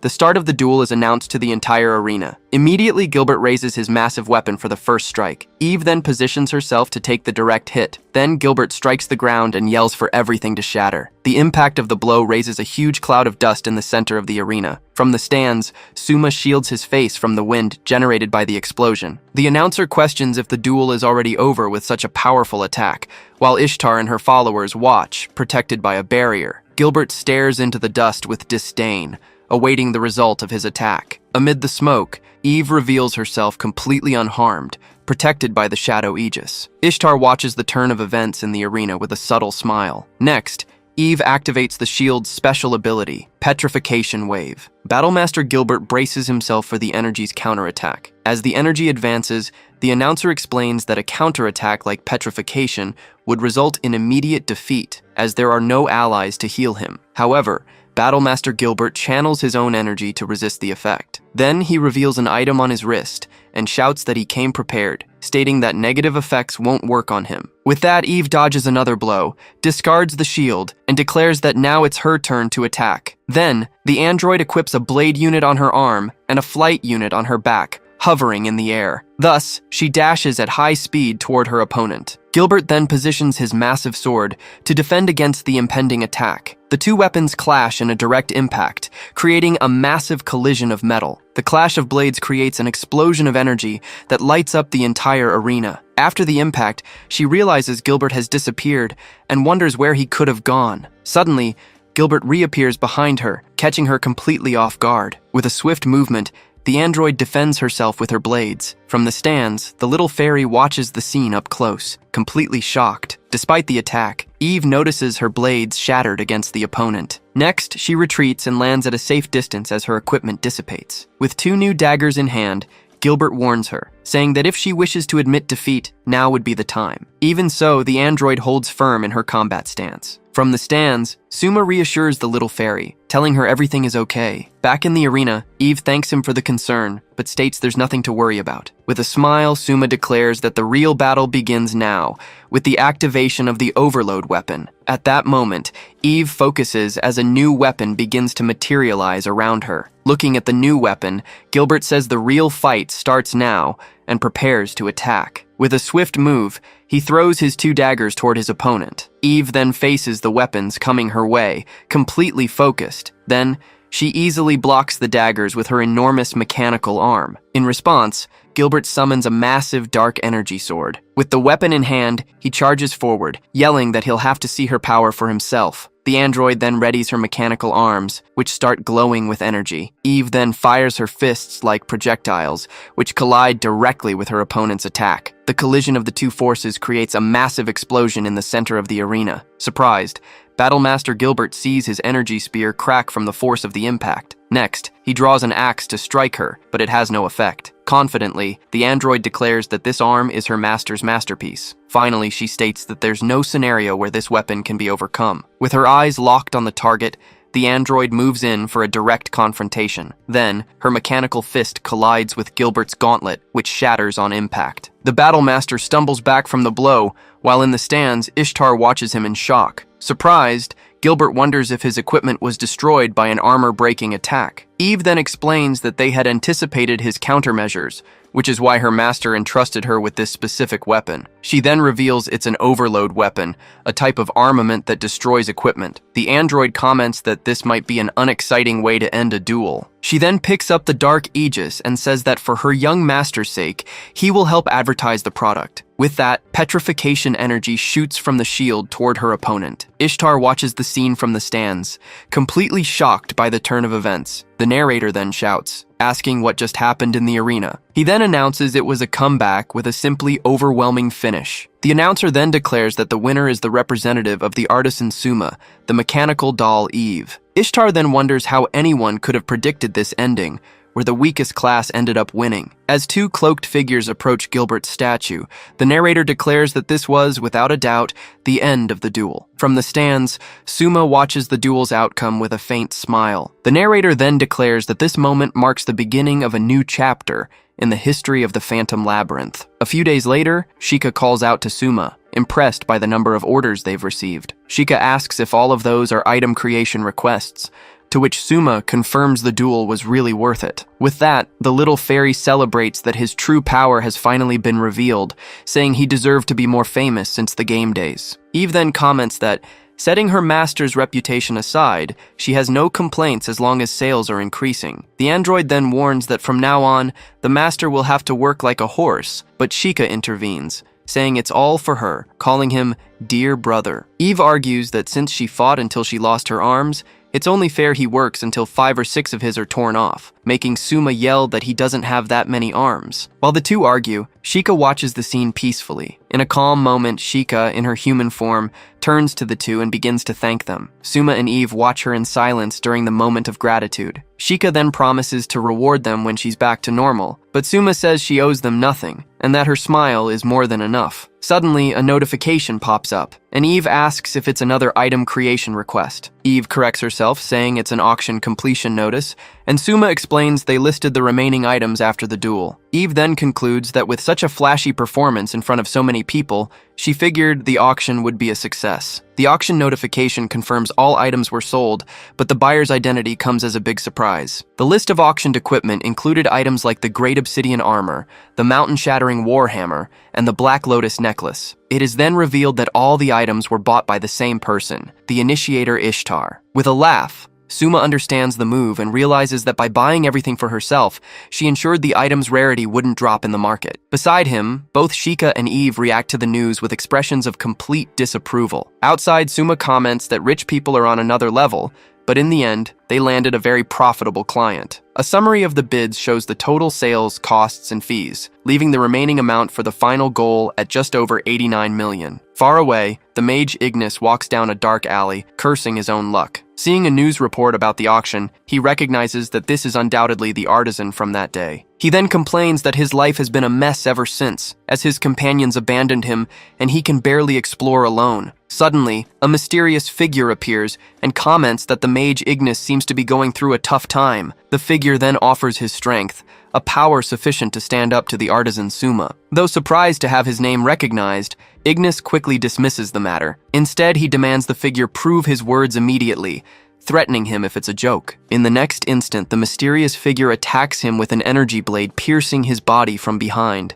With his body pierced, the bespectacled mage reacts with pain and surprise to the unexpected attack. As an energy starts to envelop him, Ignis questions what the mysterious figure did to him. In response, the hooded figure tells him to accept the power without any resistance. With that, the energy blade is driven deeper into his back, causing the mage to let out a scream of pure agony. Suma reflects that after the duel, they finally secured 10 million gold, but since that was just a tenth of their goal, it was time for the next step of their plan. Suddenly, the android Eve says she heard what he was planning. Standing in front of a large building, she asks if this is what he meant by the next step. As they enter, Suma confirms he'd had this in mind for a long time, and despite the delays, he felt the time was finally right. Just inside, a man greets them, saying he'd been waiting for Suma the craftsman. The man then asks if he's here to see a property for rent, to which Suma replies he'll decide after an inspection. With that, the realtor explains that although most shops are part of the labyrinth, explorers can also rent buildings to run their own businesses. He continues, saying that running one isn't complicated, as the system handles transactions, and all you have to do is restock the products. Eve then questions the rent of hundreds of thousands, since he could just sell everything digitally for free. Still, Suma replies that there are benefits, and the realtor adds that one of them is being able to operate unattended. The man explains that, unlike a street stall, a rented shop can run without supervision, allowing him to go on expeditions and sell items at the same time. Suddenly, Shika chimes in, asking if something isn't strange about the situation. She points out that this is a prime property in a busy location, and questions why a place like this would be completely vacant. At this, Eve stares at the realtor and points out that he hesitated, but the man denies it, assuring them the property is perfectly safe. Trying to deflect, he starts listing the location's qualities, like the residential area, huge storage space, and a spacious shop with an elevator. Looking nervous, the realtor begins to explain the property's issue. He then reveals there's a ridiculous rumor that the place is haunted, leaving everyone shocked. While the little fairy panics, the man tries to calm her, insisting it's just a groundless rumor. Hesitantly, he lists the stories people tell, like the ghost of a woman wandering the halls and customers disappearing. With a smile, Suma says he'd love to meet a real ghost, as Shika recalls he isn't scared of horror, and he tries to rationalize the events. The boy in the red scarf then suggests it might be a prank by an explorer, or perhaps a ghost-type monster that has surfaced. Still, Suma says he'd personally prefer a real ghost, much to Shika's dismay. With that, he decides to create some anti-ghost items as a precaution, like holy water and talismans. Suddenly, a translucent figure begins to form behind the counter. A moment later, the form of a ghostly woman fully materializes in the middle of the room. Seeing the apparition, the little fairy lets out a scream of pure terror. In a panic, Shika tells Suma she's seeing something, but he only notices a butterfly passing by. The boy in the red scarf looks where she's pointing and says there's nothing there. Realizing it's a real ghost, the fairy despairs, but Suma tells her to calm down. Calmly, he explains that many ghost-type monsters can turn invisible. Eve then remembers her scouting skills are always active, but Suma explains that as a fairy, it's natural for Shika to see things they can't. Suma concludes that what she's seeing is the source of the rumors, and asks Shika where the apparition is right now. The little fairy then looks around, trying to locate the creature's position. Soon, she reports that the figure is standing next to the counter and doesn't seem to be moving. Understanding the situation, Suma decides they'll split up to search for other ghost-type monsters on the premises. Though scared, Shika clutches one of the talismans he handed her. Next, Suma explains that even if they can't see them, the anti-spirit tools will work, and they can use the holy water as soon as the talisman reacts. He then hands a vial to the realtor and asks for his help, leaving the man unsure how to refuse. The realtor then reveals they've tried various anti-ghost countermeasures before, but nothing worked. Hearing that, the little fairy becomes visibly worried. Shika approaches the counter, believing the talisman should react if it were a ghost-type monster. Carefully, she brings the large talisman close to the translucent apparition. Even up close, the paper remains completely inert in her hands. The fairy stares at the scene with wide eyes, not understanding what's happening. Panicked, she shouts that there was no reaction, concluding that it isn't a monster. Scared, Shika argues that even if it's not a monster, that doesn't prove it's a ghost either, suggesting it might just be an illusion spell. Still, she keeps holding the talisman in front of the apparition. Suddenly, the little fairy feels something watching them from somewhere, maybe from behind the counter. So she flies behind the counter to investigate, but sees nothing. Right after, a pool of darkness begins to form on the floor. A shadowy hand then emerges from the pool and grabs the little fairy by surprise. The creature then pulls her into the darkness. The talisman falls to the floor as the little fairy is engulfed by the shadow and screams for help. Before disappearing completely, she manages to scream Suma's name. On the floor, the talisman remains inert, while the ghostly apparition stays in the same spot. Elsewhere, as she's pulled into the darkness, she realizes the talisman didn't react again. With that, she concludes this isn't a ghost-type monster either, and wonders what the hell it is. Suddenly, she focuses her gaze on something in the darkness. Soon, the creature's true form is revealed, holding the little fairy in its hand. Outside, Suma concludes that something is definitely inside that building. Back inside, he states that Shika isn't the type of person to tell pointless lies. Next, he explains that to identify the creature, they need to eliminate the possibilities one by one, starting by ruling out a ghost-type monster with the talisman. With a faint smile, he recalls that as a child he wished ghosts existed, but in the end, the dead never came to see him. Even assuming the labyrinth is a special case, he decides not to think about it and calls for Shika so they can go. Realizing she's not around, the boy in the red scarf turns and calls her name again. Suddenly, Shika's voice echoes from the darkness, yelling that it's not a ghost, not even a ghost-type monster. Then she reveals that the monster is actually a spirit-type monster, the dark spirit Lampas. Shika then explains that the countermeasures didn't work because, despite its appearance, the creature is a completely different species. She continues, saying a Lampas in the shadows can be driven out with a strong light from outside, but from the inside, she can't do anything. Before losing consciousness, the little fairy begs for Suma to notice and help her. In a flashback, Shika narrates that, to be honest, she was very anxious and a little scared when she met Suma. She continues, recalling she was too young at the time to understand death or why her parents' friend's son was coming to live at her house. Even trying to be a good girl, she felt like her family and her home were being taken from her, and she hated it a little. It was during that time that she got lost and couldn't get back home after dark. The girl narrates that, on that night, she seriously thought she was going to die just like that. Suddenly, the red-eyed boy appeared with a flashlight to look for her. She then reveals she'll never forget that day, and that to her, Suma is her family, or even more important than that. At that moment, the dark spirit Lampas is hit by several beams of light. With that, the monster lets out a cry of pain, releasing the little fairy from its grasp. Then, the light blue-haired girl gives a relieved smile. Next, she flies toward the light while shouting Suma's name. The little fairy keeps calling for him as she gets closer to the light source. As she emerges from the darkness, she returns to her tiny form and lands on the boy's hand. She then looks at him, still recovering from what just happened. As the creature dissolves into a puddle, Suma says he's glad she's safe. Even in defeat, the dark spirit tries to rise again and threatens that they won't escape. Suddenly, a blade of golden energy appears and blocks the creature's attack. The energy blast hits the monster head-on, undoing its shadowy form. With the weapon in his hands, Suma declares the monster chose the wrong opponent and orders it to disappear. With the final blow, the dark creature turns to ash and vanishes completely. While the broker is surprised by the creature's true identity, Suma explains he figured it all out because the talisman he gave Shika had fallen to the floor. He then details that since the creature that took her looked like a ghost, but wasn't, the first suspicion fell on a dark spirit. Then, he reveals he first drove it out with the light of the sun mirror and then crushed it with the divine gauntlet, as Eve questions why the spirit would have targeted her. Suma then suggests it was probably because she saw it, leaving the little fairy confused. At this, Shika remembers that the first ghostly figure she saw was watching them from afar, from behind the counter. She then realizes that when she tried to see where the gaze was coming from, the dark spirit attacked her, which means there were two apparitions all along. The little fairy then turns, frightened, in the direction of the other ghostly figure. As the broker and the android watch, the apparition begins to dissolve into particles of light. Before vanishing completely, the ghostly figure seems to shed a tear and thanks them. At that moment, the little fairy suddenly remembers the rumors about an adventurer who disappeared after being attacked by a ghost. She concludes the ghost was actually the adventurer killed by the dark spirit,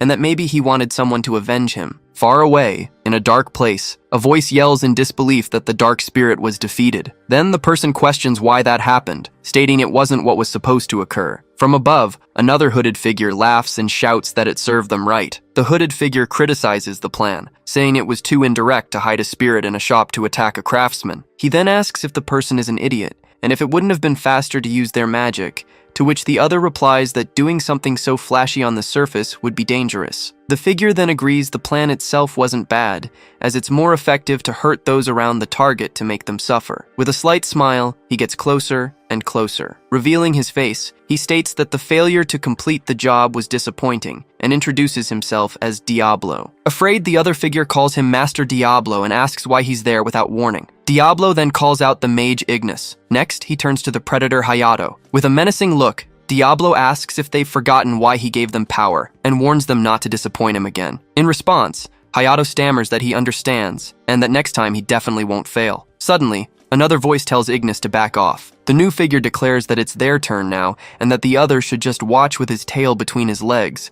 Finally, the creature reveals itself and yells that the great Hayato will be the one to slaughter the damned craftsman. About half a month after the ghost incident, a crowd was forming in front of the new shop. The shop had finally opened, and as he planned, the public duel against the collector Ishtar became the perfect advertisement for the business. Inside, he crafted items to sell in the shop and used the money to buy more materials, keeping the production cycle going. Most of the 10 million he had saved was invested in renovating the shop and buying materials for the initial stock. That level of spending was just a necessary expense, an initial investment to make even more money in the future. Thanks to all the popularity, the shop's daily sales reached 2 million in gold, which would get them close to their 100 million goal in about 3 months. While Suma worried about the business slowing down, he wonders why she had to repeat the same thing twice. With the shop finally stabilized, he decides it might be time to start taking creation requests again, to which Shika says she has a recommendation. Soon, little Shika suggests a request, and he reads that it's from the Automaton Enthusiast Club. Eve then points out the request is to create equipment for automatons,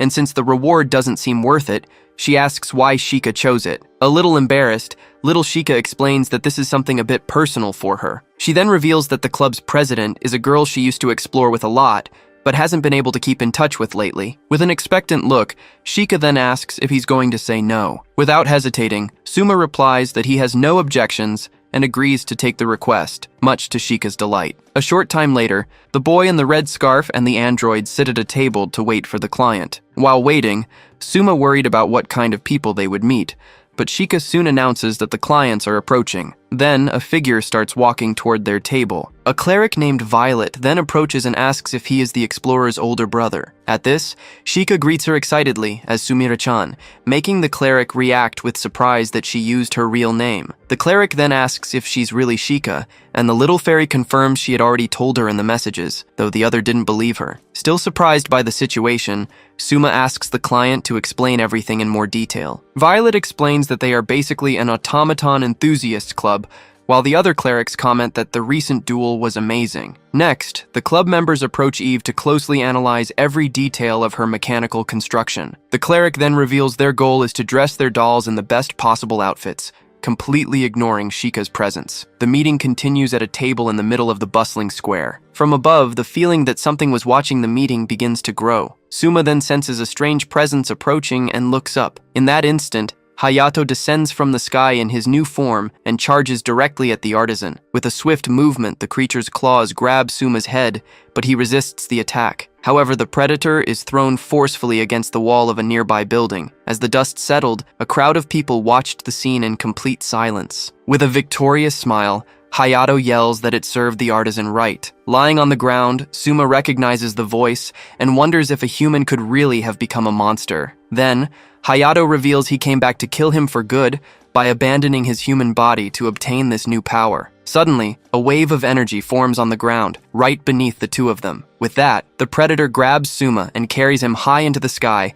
flying over the city. Hayato then admits the artisan is strong, but claims he won't survive the fall damage from this height. Right after, he lets go of the boy in the red scarf and says goodbye with a yell. However, the predator lets out a cry of surprise upon realizing something was wrong. Hayato then yells for the artisan to just fall already, but realizes he is still clinging to his leg. With a smile, Suma tells him not to worry, as he will fall the right way. In that instant, he combines a blank magic paper with a thunder beast's fur. While creating a new item, Suma warns that the predator is coming down with him. With that, a lightning spell scroll materializes and wraps itself around Hayato. A huge explosion of energy then lights up the sky, making the creature scream in pain. The spell's energy completely envelops Predator Hayato's body. Next, the artisan Suma is also hit by the electrical discharge as they both fall. From the sky, both of their bodies plummet toward the city below. Even injured, Hayato manages to recover and tells the artisan not to get cocky, treating the attack as just a small greeting. While still in freefall, Suma concludes that things aren't over yet. He then realizes he doesn't have the materials to craft an item that would let him fly,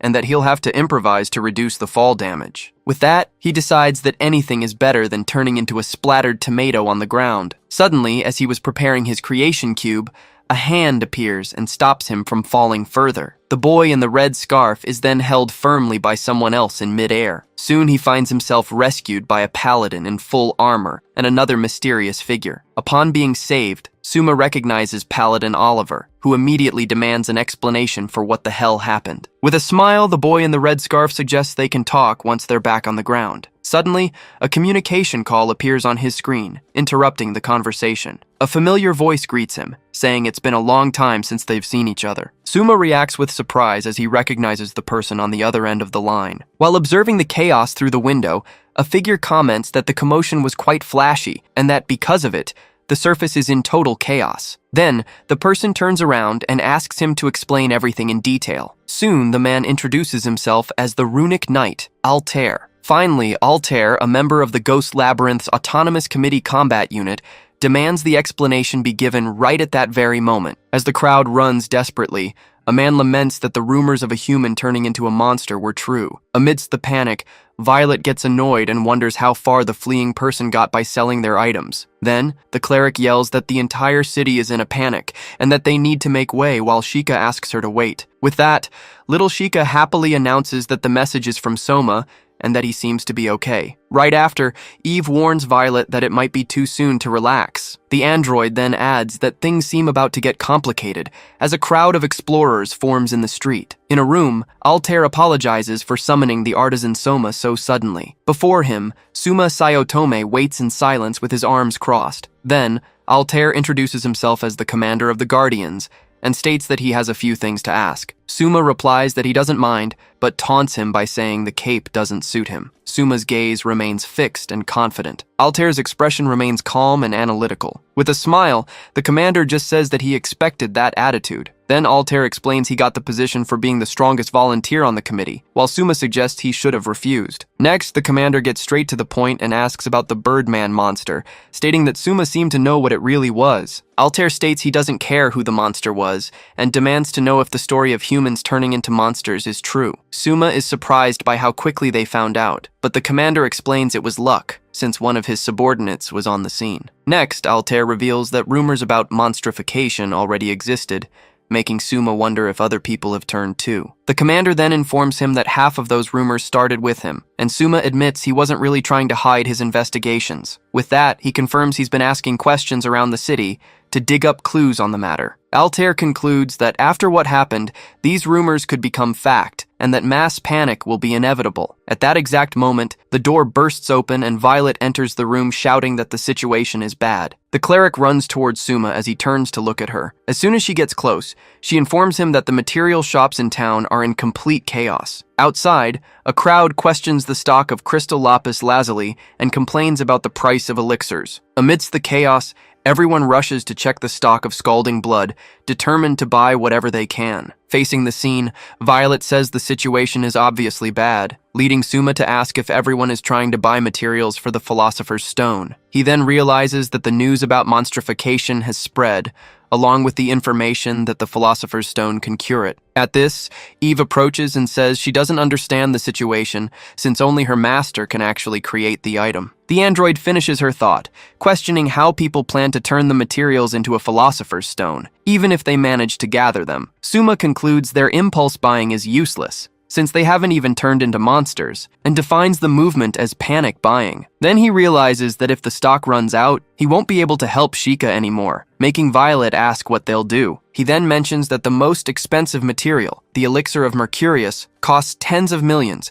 and wouldn't run out in a few days. Even so, Eve warns that they now have a time limit and won't make the money if they take 3 months to save up 100 million. After a moment, Suma decides they need to go back to the shop to come up with a new plan. Back at the shop, Eve awaits her master's new instructions. With Sheikah on the counter, Suma announces the new plan, estimating they have 1 month to gather all the necessary materials. Eve then questions if this is a realistic goal, although she understands it's their only option. He replies that the only way is to create and sell even higher value items, and that he already has a target in mind. Next, Suma displays a map and explains that the Phantom Labyrinth is divided into 3 layers: upper, middle, and lower. With that, he points out that so far they've only explored the middle floors, and that to speed things up, they'll need to go to the lower floors. His finger selects the image of the deepest and most dangerous layer of the labyrinth. Then, Sheikah protests, stating that the lower layers are too dangerous. Sheikah suggests it would be better to wait for the shops to restock, but Suma reminds her that could take years. Faced with the impasse, Eve asks Sheikah to confirm if the lower floors are really that dangerous. Sheikah explains the place is filled with fire dragons and poison drakes, making it a challenge for people at levels 700 and 800. Suma retorts that the rewards are huge, because with the materials from there, they can create weapons worth millions. Next, he reveals he's been to the lower floors with friends back in his gaming days, which surprises Sheikah since she's never heard that. He then comments that his old raid partners live there and that they'll surely help him if he explains the situation. Despite recognizing the high risk, Eve asks her master for permission for them to go to the lower floors. Then, the android reinforces her dedication, making Sheikah accept the decision, since he'll be counting on his friend's help. Eve says she's on Sheikah's side and tells Suma to get ready, while he promises he won't do anything reckless. A panel displays the shop's financial status, showing that 83,000 G are still needed to reach the goal. A few days later, an elevator door opens into a dark environment. Inside the elevator, Suma thanks him for the ride, explaining they were never able to get a shortcut pass to the lower floors. A man in armor replies that it was nothing and that he was already training his party in those layers. Then, the explorer asks if Sheikah has ever been to the lower floors, and she replies that she always considered it endgame content. The man then advises her to prepare for what's to come. Sheikah's face shows her apprehension at the warning. Upon arriving, the explorer declares that from this point on, the normal rules no longer apply. The explorer explains that unlike the upper layers' caves and forests,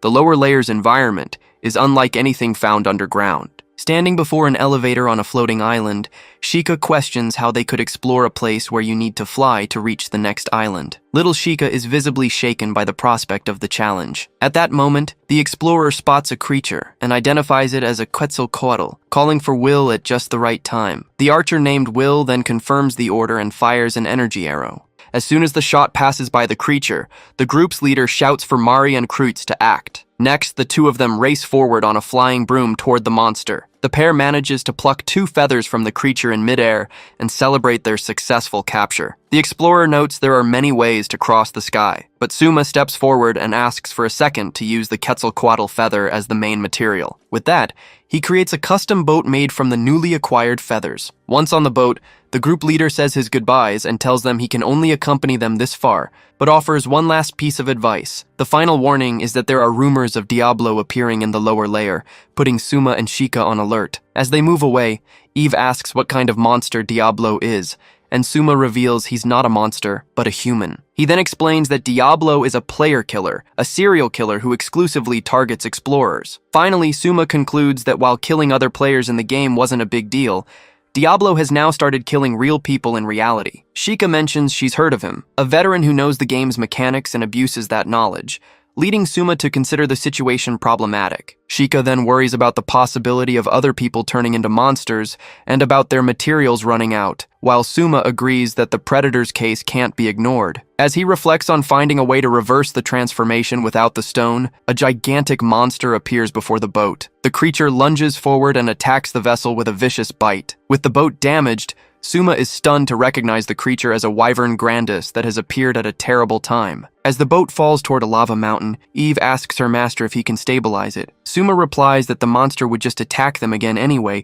and decides they'll make a crash landing. With that, the vessel crashes violently against the rocks of the volcanic island. The vessel is left destroyed amidst the smoke after the impact. Inside the wreckage, Suma and Eve recover from the fall. Sheikah expresses her relief upon realizing they survived the fall. Suddenly, a massive pillar of energy erupts near the crash site. Right after, a colossal figure made of rock and energy rises before them. Quickly, Suma signals for silence while holding Sheikah to keep her from making a sound. Eve also gestures for silence as a giant shadow passes over them. Suddenly, a voice says, "Oh, it's just you guys," which startles Suma and makes Eve let out a scream. A barbarian named Ban explains that he saw something strange fall from the sky and recognized a familiar face, considering it a rare sight. Ban then asks what brought him here alone, since Suma had rejected him when he invited him to explore the labyrinth. While Eve complains that she's stuck, Suma explains to the newcomer that they have their own circumstances. With that, Ban understands that while he was in the lower layer, things on the surface went completely crazy. He questions the concern over the philosopher's stone materials,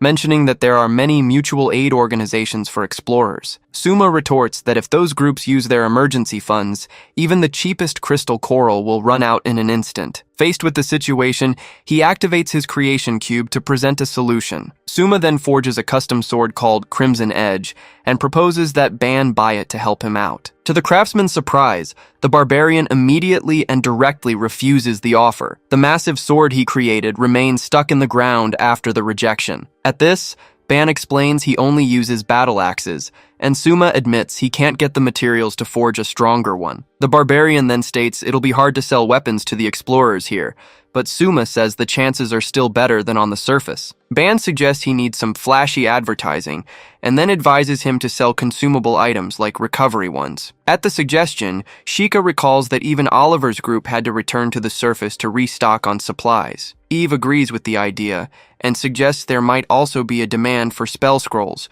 prompting Ban to say he'd buy both. Suma concludes that selling supplies won't be enough to reach their goal in time, agreeing they need advertising to attract the local explorers. Therefore, he declares he will fight the lower layers monsters alone to get the materials. Sheikah panics and questions him, but Suma apologizes and insists that no matter how much he thinks about it, this is the best way. He then explains that fighting and showing off the weapons in action has always been their best form of advertising. Eve adds to that thought, stating that what always changed their situation was a live demonstration sale. When Ban suggests someone else fight, Suma explains that it's precisely because he's the fighter that the product's performance stands out. With that, Ban offers to at least help gather materials, and Suma thanks him for the support. And so, a structure is driven into the ground to mark the start of their operations. With a confident smile, Suma announces that the special lower layer branch of the craftsman's workshop is officially open. Before them, a greater Trent monster appears, with a recommended party level of 700. Nearby, two explorers complain that the creature has already bloomed, making the battle more annoying due to its negative effects. Unwilling to return to the surface, the pair considers using brute force or finding an Archbishop-class healer to help them. Just then, Suma runs past them, causing one of the adventurers to shout and question what he's doing. Without answering,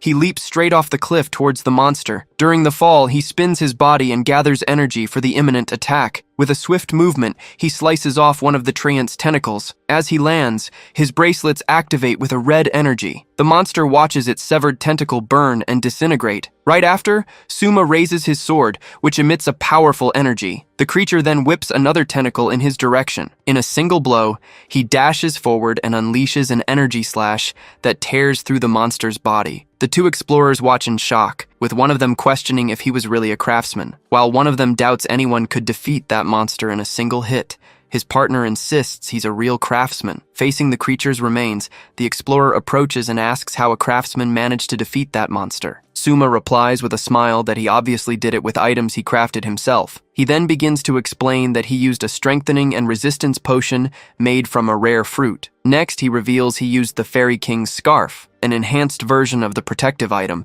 to block the negative effects. He then adds that he stacked extra physical buffs with a bracelet and an anklet, finishing with the Crimson Edge sword. Hearing this, the pair of explorers considers the gear powerful and decides to buy it, since they were low on potions and the sword would be a good backup weapon. The list of sold items includes the sword for 1 million, the scarf for 200,000, and the accessories for 300,000 each. The total sale, including several high-quality potions, comes to 2 million G. Once the deal is done, the two adventurers say their goodbyes and head on their way through the forest. Right after the sale, Suma lets out a tired sigh. He then admits that strengthening his craftsman's body puts a huge strain on him. As he reflects, he recalls that, just as Ban had said, explorers from the lower stratum wouldn't pay attention to a common sales pitch. However, he realizes that the live demonstrations worked perfectly, earning 2 million in just a few minutes of fighting. Hiding behind a rock, Sheikah and Eve watch him, with little Sheikah calling his name in a worried tone. He then decides he'll go from island to island repeating his equipment demonstrations, like using a shield to show off its defensive and recovery power. With this new strategy, he manages to sell a large shield and more potions, totaling a sale of 1,900,000 G. In another demonstration, he outran a pack of lycanthropes just to showcase the mobility of his items. With that, he sold 3 pairs of Hermes boots and 20 stamina drinks, totaling a sale of 3,100,000 G. Right after, he used a high-quality pickaxe for a new demonstration and accidentally awakened something underground. This new opportunity resulted in the sale of 5 adamantine pickaxes and the relics he unearthed, generating 2,800,000 G. Finally, with a box of scrolls in hand, Suma states that this should be enough. He then explains that with Ban's help gathering materials, he got spell scrolls totaling over 10 million, as the barbarian celebrates the hard work. With his goal nearly reached, Suma announces he'll do one last round and leaves Eve and Sheikah in charge of the rest. As she watches him walk away, little Sheikah comments that her brother Soma is definitely overworking himself. Sheikah then regrets that if she had known it would be like this, she wouldn't have said she wanted to be human again, prompting Eve to call her name. The android states that not saving him simply isn't an option, and asks if Sheikah wouldn't do the same if their positions were reversed. Next, Eve advises her to say what he would want to hear instead, which wouldn't be an apology. Advising little Sheikah, the android says the right word to say would be, "Thank you." Afterward, Eve declares that they will support their hopeless master so that all his efforts won't be in vain. On a new island, an ice golem walks through a snowy landscape. From above, Suma leaps down to attack the creature. With a devastating blow, the weapon crafted by Suma strikes the ice golem's head squarely. The ice creature staggers from the force of the impact, but manages to stay on its feet. With weapon in hand, Suma declares that the field test is complete, and now he just needs to find a buyer. Unexpectedly, the golem starts to move again, forcing Suma to back away. Suma is stunned to realize the creature can still move after that blow. Then, the ice creature raises its fist to deliver a direct attack. At the moment of the attack, Suma realizes his strengthening enchantments have worn off. With no time to react, he just watches as the monster's fist descends towards him. At the last second, Eve saves her master, shielding him from the impact. Worried, Sheikah asks if he's okay, while Eve states it was a good idea they came to check on the situation. Eve then scolds him, saying it's unacceptable for him to miscalculate his own limits,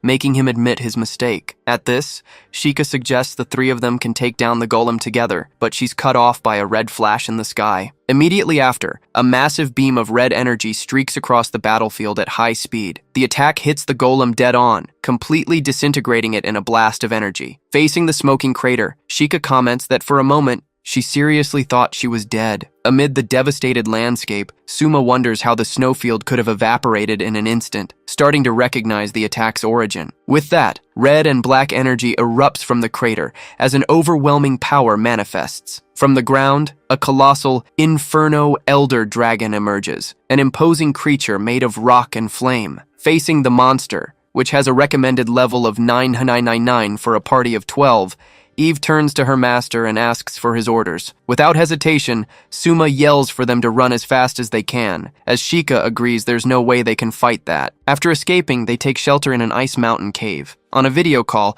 Ban expresses his surprise that they found an ancient dragon, a rare monster, on their very first day. Eve suggests he should have defeated the dragon for materials, but Suma refuses, saying he would have been turned to ash in a second. On the other end of the call, Oliver deduces that Suma doesn't intend to waste this opportunity. The paladin then agrees to at least hear the plan, since he went to the trouble of contacting them. While Ban complains about Suma's tone, the craftsman himself admits his own way of speaking gave him the creeps. With that, Suma asks them to spread some news to the other explorers nearby, He then reveals the information to be shared. An ancient inferno dragon has appeared on Snow Island. Upon hearing the news, Ban and Oliver conclude that leaking this information will make the proudest guilds move to claim the kill. Eve immediately understands the strategy, stating that preparing for a hunt of that scale creates a massive demand for items. With the plan set, Suma decides they will gather materials with everything they've got, while the others handle the propaganda. He then reflects on the story of the gold rush, where the biggest profits went not to the gold miners, but to those who sold the pickaxes. Even without knowing if the story is true, Suma states that he felt a strong confidence in that sales strategy. In the middle of a city's ruins, Suma asks Sheikah if she's found anything. While little Sheikah says the item should be around here, Eve comments that, as expected, the rare golden crystal skull wouldn't be found easily. He then explains that if used as a crafting material, the final item's selling price will easily exceed 3 million, making its capture essential. After searching for a while, Suma comments that they've been on a good streak and suggests they take a short break to rest. However, their moment of rest is interrupted by a shower of feather-shaped projectiles falling from the sky. The feathers hit the ground with force, kicking up a large cloud of dust and debris on impact. After the attack ends, several feathers remain stuck in the ground around them. Amidst the dust, Suma begins to wonder if that attack could have been from who he thought it was. Suddenly, a laugh echoes from the heavens as a large gray wing appears in the air. Soon, the predator appears in his monstrous form and shouts that they meet again. Craftsman, one of the feathers he uses as a weapon, glows with intense energy. The monster then accuses him of spreading strange rumors, saying that thanks to that, it was easy to find him. Next, he guarantees there won't be a second time and that he will kill him for sure. With that, the feather arrow is shot at extremely high speed towards Suma. The projectile multiplies in midair, turning into a volley of several arrows. As he watches the attack, Suma calls him a persistent bastard and prepares a crafting item. The object in his hand materializes into a mechanical device with rotating blades. With the whirlwind buckler item, Suma creates a whirlwind that sucks in all the arrows, leaving the predator surprised. Right after, a hooded figure appears and says he is no longer the mage Ignis, while the predator calls him pathetic. Facing the new threat, Suma readies himself for battle with his bow. The figure then reveals his new monstrous form, the high-ranking spirit monster named Ignis Fatuus. The monster declares he has never forgotten the battle, and that if the craftsman begs for mercy, he will have a painless death. At this, the predator complains to Ignis Fatuus to stop giving himself such weird names. Ignoring the comment, the creature launches an energy sphere directly at its ally. He then warns them not to think he's the same,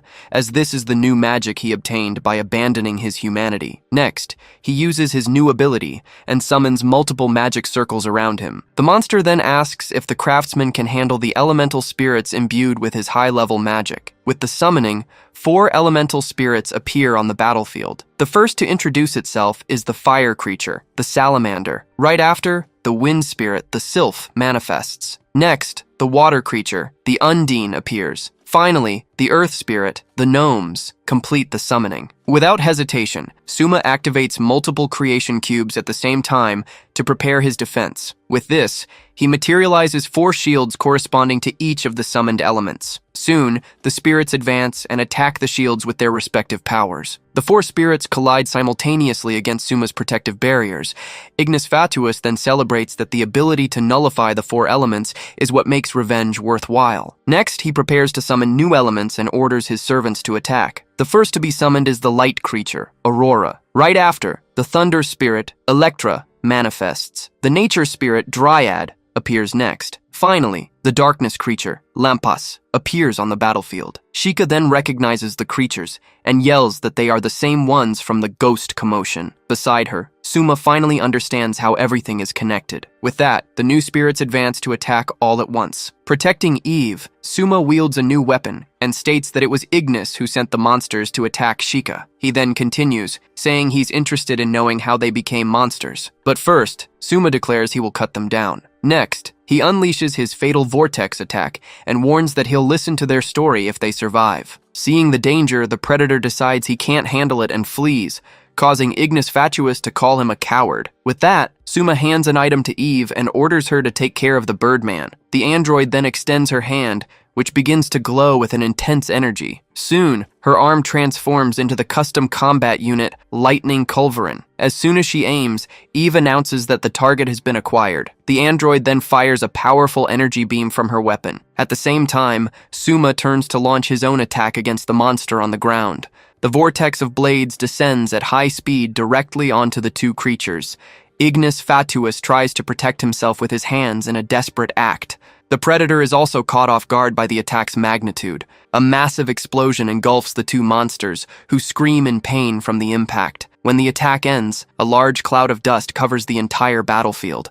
Suma then wonders how the two of them can still be alive, finding the situation more troublesome than he imagined. On the ground, the predator and Ignis Fatuus lie defeated and motionless after the attack. Soon, Suma demands that they tell him in detail how they ended up in that state, but Sheikah tries to stop him. Suddenly, a rift of dark energy opens in the sky, interrupting the interrogation. From within the rift, a voice comments that he expected this one-sided massacre and that it was a miserable fight from the start. With that, Suma turns and recognizes the figure who has just arrived. He then identifies him as the player killer, Diablo. Diablo then wonders if his true identity has already been exposed. Suma and Eve stay on guard against the new enemy. In his mind, the artisan labels him a serial killer who continues his activities even in the real world's labyrinth. The newcomer then comments that he heard he was hiding in the lower levels, but didn't expect to find him there. Sheikah tries to analyze the class of the opponent appearing before them. The analysis is met with interference, preventing a full data read. Sheikah then reports that she could only identify him as a Reaper, an advanced assassin class, leading Suma to conclude that concealment is one of his specialties. Suma then asks him directly if he was the one who sent the two monsters to attack them. In response, Diablo explains that he only gave them power and that they chose to kill of their own free will. He then reveals that he thought it would be fun to act as the mastermind behind it all, but watching the fight changed his mind. Suma, Sheikah, and Eve brace themselves for the imminent confrontation. With a smile, Diablo declares that he now wants to kill the artisan with his own hands. Before the battle, Suma stops him and says he has one last question. He then asks if it was Diablo who turned Ignis and Hayato into monsters. Confirming the suspicion, Diablo reveals an energy scythe and says that's exactly what he meant by giving them power. With the scythe in hand, Diablo challenges him, saying he might tell him the details if he can defeat him. Suma then yells that's exactly what he'll do, as Eve fires a shot from her weapon. The energy beam crosses the sky and hits a floating island in the distance. Amidst the bolts appearing in the air, Diablo recognizes the attack as the Lightning Culverin. He then states he knows the weapon well, including its charge time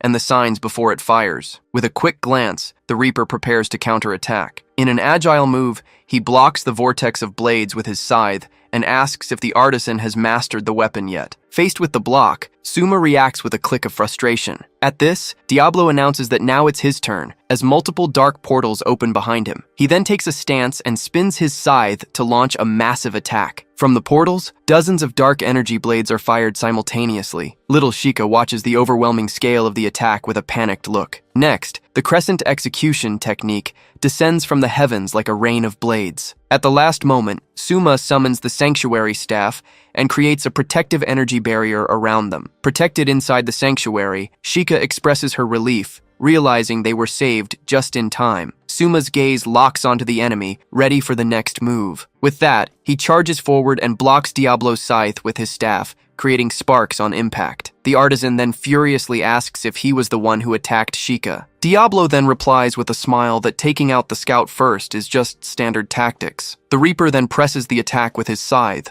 while Eve prepares to intercept him. With a smile, Diablo disintegrates before them. Behind her, Suma realizes the magic attack was just a feint for a surprise attack in the dust, calling it a dirty trick. He then reflects that he can overcome any weapon Diablo uses, just as the enemy can nullify any of his own. From above, Diablo comments that's why the battle is interesting, but states it's time to break the stalemate. At this, Suma questions what kind of dagger that is, since a weapon like it shouldn't exist in the game. Diablo then pierces a crow with the dagger, making the creature bleed. The crow's body begins to transform, its wings and claws growing abnormally. In just a few seconds, the creature turns into a griffin, to Suma's surprise. With a swift move, Suma attacks the newly created griffin. He then confirms that there's no doubt that dagger is what turned Sheikah into a monster. The dagger glows with a sinister energy, revealing its dangerous nature. Suddenly, A giant, worm-like creature emerges from the ground before Suma. The monster attacks immediately, forcing Suma to jump back to dodge the blow. He then realizes that Diablo's attacks will keep coming one after another. On the ground, the dagger remains stuck, pulsating with a mysterious energy. From above, Diablo claims the one with an unknown trump card will decide this fight. The moment he says that Suma might have an unknown trump card, Eve appears and attacks him by surprise. The Reaper manages to dodge Eve's attack at the last second. Seeing Eve fighting alone,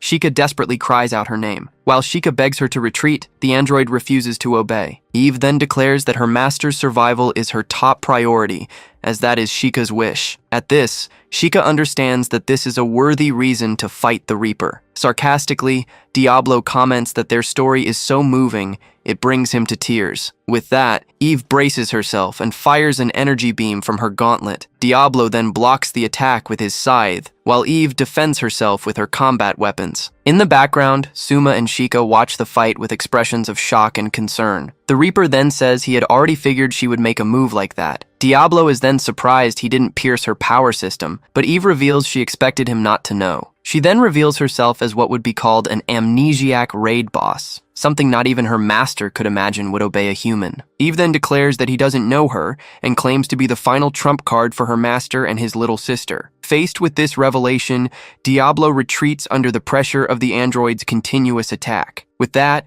she yells that he's too slow and activates the forced overload of her combat unit. A massive pillar of energy hits him head-on, raising a large smoke screen. After the attack, Eve falls to the ground, deactivated, causing Suma to desperately scream her name. The artisan then calls her a reckless idiot and runs toward her. With a furious glare, Suma turns toward the enemy amidst the dust. However, Diablo reappears unharmed, holding the transformation dagger. Faced with her resistance, Diablo laments being pushed this far, concluding there's no other way. He then states that he seems to have no other choice, and stabs his own neck with the dagger. With the blow, a pillar of blue energy erupts from his body, engulfing him completely. The energy then transforms him, causing claws, wings, and a tail to sprout from his body. Now in his new form, he remarks that he finally understands what it feels like to be in a monster's body. Suma then taunts him, saying he's become a true Diablo, and that it suits him better than the title of Reaper. With horns and glowing eyes, Diablo's new form is fully revealed. Suma then recalls that every monster case in the game, like Sheikah becoming a fairy and Hayato a birdman, was unique. However, the craftsman admits he's never seen a transformation quite like this one. He then realizes this creature isn't any monster he's ever heard of. In the sky, Diablo hovers on his new wings, showing off his newfound power. He then calls out to Hayato, ordering him to use his Call of the Beast skill at once. The predator obeys and activates the beast summoning skill. A horde of beasts with glowing eyes then appears on the battlefield, surrounding the area. Diablo watches the scene with a confident, dark smile. In an unexpected move, he unleashes a shower of energy projectiles on the creatures he just summoned. The beasts are pierced and destroyed by their own master's merciless attack. After the slaughter, the beasts' bodies merge into a mass of purple and blue energy. Suma watches as the energy writhes and merges on the ground before him. Before him, a gigantic, multi-eyed creature emerges from the fusion as Diablo hovers in the sky. Without giving him a second to think, the massive creature lunges at him. Suma dodges the attack while activating his creation cube. He then summons the Staff of the Ice Wall to defend himself. Using the staff, he raises a massive ice barrier between himself and the creature. The monster's advance is momentarily stopped by the impact with the ice wall. He then creates the Willow Edge and declares that anything that gets through his defense will be met with area attacks. With the new weapon, he unleashes multiple attacks that pierce the barrier and strike the monster. He then declares they must keep moving to wear down the enemy, because stopping means death. Suddenly, Suma stops and looks up, sensing a new threat gathering. Above them, Diablo conjures a gigantic purple magic circle in the sky. From his high position, Diablo then invokes his ultimate technique, Eclipse Judgment. To defend himself, Suma raises his staff and summons an ice wall at maximum power. Even with his defense up, he looks up with an expression of despair. A pillar of dark energy descends from the magic circle and strikes the barrier. The ice wall shatters on impact, sending Suma flying. On the ground, Sheikah watches from beside Eve's deactivated body. With tears in her eyes, little Sheikah begs Eve to wake up. She then realizes that at this rate, her brother Soma will be defeated. Inside Eve, a central circuit begins to pulse with energy. Sheikah's image begins to glitch. For an instant, her appearance changes to that of a human girl with black hair. The glitching continues, momentarily revealing another person's face. As Sheikah's voice calls to her, Eve's energy core shines brightly. Sheikah declares that faltering at a moment like this is unacceptable. Seeing Eve stir, Sheikah asks if she can move now and explains the situation. With Sheikah in her hand, Eve addresses her as "my lady," leaving Sheikah confused. Surprised, Sheikah asks if Eve's memories have finally returned. The android system then reports that memory restoration has begun, but it's encountering multiple errors and warnings. The system then initiates a forced merger of backups and a rebuild of the weapon system, ignoring the 70% risk of self-destruction. The unit's highest priority directive is then revealed by the system. Meanwhile, the giant monster created by Diablo waits on the battlefield. Down on the ground, Suma struggles to get up after the last attack's impact. With that, Diablo's hand transforms into a long, sharp claw. The villain then rushes towards Suma at high speed for the final blow. At the last second, Eve appears in her new gear and strikes Diablo, sending him flying and killing his creation. Seeing her new weapon, Suma concludes that her memories have really returned. Eve explains she isn't sure if her memories are back, as unknown scenes are flooding her circuits. She then corrects herself, stating her highest priority is the young lady, but she hesitates for a moment. Upon seeing this, Diablo recognizes the weapon as the divine iron sword Tobelcane and identifies her as Grand Guignol Eve. The villain then admits he didn't recognize her because of the maid uniform and finds it fantastic that this is happening in the labyrinth. Even with her jumbled memories, Eve declares her duty is unchanged and she will protect that person, even if it costs her her own body. In response, Diablo says he wouldn't recommend that, as her unit was built only for physical destruction. He then points out that while it's an overwhelming weapon, the divine sword doesn't nullify magic, making it incomplete. Suma then touches the blade of Eve's sword with his hand. He says they can worry about memories later, and that if the surprise attack wasn't enough, they have to defeat him now. The android then declares they'll be fine as she feels the power flowing from him. With a wink, Suma simply asks her to trust him. Eve then smiles and confirms she's ready for battle. Diablo watches them with a look of contempt and prepares his next spell. Then, a massive dark energy attack is conjured in the air. The spell charges forward like a drill, tearing up the ground in its path. The dark energy attack moves forward, but meets unexpected resistance when it hits the sword. Eve's blade then begins to cut through the magic with a combined blue and yellow energy. In a single motion, the android charges forward and cuts clean through the spell with her weapon. Surprised, Diablo yells that it's impossible for his magic to have been split in two. Eve stands firm, her sword glowing brightly after the successful strike. The blade then continues on its path, slicing through the giant magic circle in the sky. With one final move, Eve defeats Diablo. Fallen on the ground, Diablo admits with a laugh that he lost the battle. In the background, Hayato wonders how the magic was cut off and concludes it could only be the work of creation. Eve then explains that to nullify the dark magic, she used light attribute materials on her weapon. Defeated, Diablo admits the enchantment's principle is rudimentary, but the power used was abnormal. Right after, Suma notices his enemy's body is starting to disappear. Diablo then clarifies that since he's a monster now, it's natural for his body to disappear upon death. Before he completely fades away, Suma approaches and grabs him by the collar. Furious, he demands to know where the dagger came from and how to reverse the transformation, asking if he was the one who turned Sheikah into a monster. Diablo just stares at him, his gaze fixed and expressionless. He then claims not to remember doing that to Sheikah and says the dagger came from a thorn he found in the lower levels. He adds that he doesn't know any way to reverse the process and never imagined the Philosopher's Stone could be the cure. Suma then asks if he's trying to say he isn't the main cause of the problem. As his body fades away, Diablo says believing him or not is his decision, but to remember one thing. With his last words, he warns him that the labyrinth is overflowing with unknown things and then disappears, leaving his items behind. A system notification then announces that Eve's specialized unit, the Divine Iron Sword Tubal-Cain, has been unlocked. A status panel displays the financial results, revealing that 49 million G are still needed to reach the final goal. Back on the surface, Suma reports the incidents to Altair,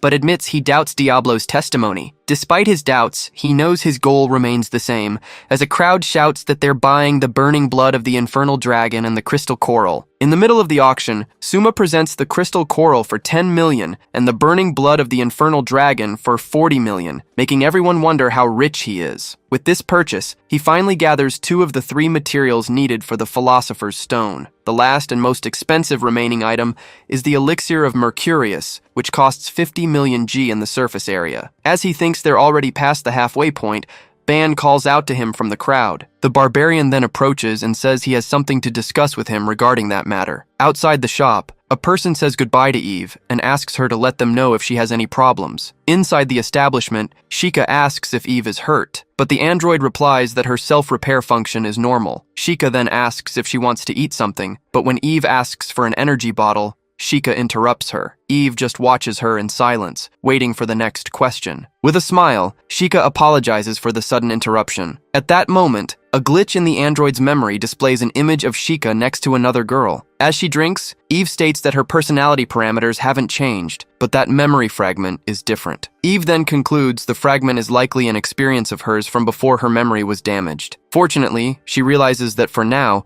the effect is just a slight confusion. Because of this, she worries that if the situation worsens, there's no guarantee she'll remain herself. So Sheikah insists that she stay quiet and rest, as the most crucial moment for healing is now. After apologizing, Eve asks if the little sister also takes care of the master that way. The unexpected question leaves Sheikah completely surprised. Sheikah then explains that Suma rarely gets sick, and that he's actually the one who takes care of her, making Eve foresee a long conversation. At that moment, Suma opens the door announcing they're back, which startles Sheikah. While Eve comments on the rare guest, Ban hands over the information-gathering report the master requested. The barbarian then says he needs to eat something first, since he hasn't eaten since entering the lower levels, and grabs the cockatrice meat. Next, he shows the submaterial power herb to go with the meat. With that, Suma uses his creation cube and announces that the grilled cockatrice is ready. A perfectly grilled cockatrice thigh is served on a plate. Surprised, Eve asks if he can create food with his abilities, and he confirms he can, prompting her to ask Sheikah about her master's cooking. Sheikah joyfully replies that he has made cakes for her birthday before,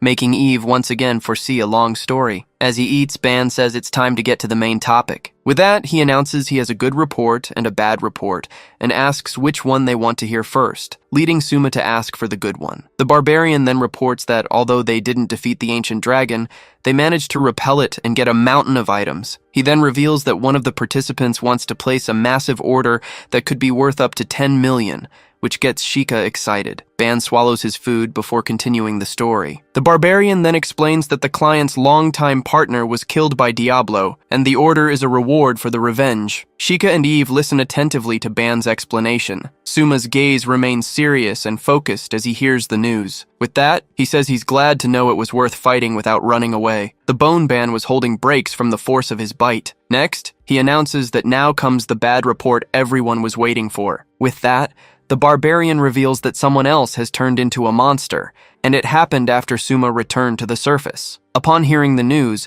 Suma concludes that Diablo's testimony was true. He then understands that the owner of the thorn that became the material for the dagger is the one who turned Sheikah into a fairy and continues to spread the damage. Suma asks if he has any idea who it could be, but Ban replies that he didn't see or hear anything, and his analysis skill yielded no results. Next to the corrupted gem, Ban concludes that if even he doesn't know its origin, then no one in the labyrinth will. At this, the barbarian despairs and yells that it's checkmate, but Suma scolds him for giving up so quickly. Eve then comments that they really have no clues, as even the gem's name is corrupted. Upon touching Diablo's dagger, a blue energy is emitted from the object. This triggers a vision of an army of dragons and demons before a dark castle. The vision then focuses on a dragon charging towards her, causing her to step back in fear. Suddenly, Eve falls unconscious and is caught by Suma. Worried, Sheikah shouts the android's name and asks if she's okay. At this, Eve gets up and says she now knows the name she was looking for. She then reveals that the Demon King Oz is most likely the name of the problem's main cause. With a confused expression,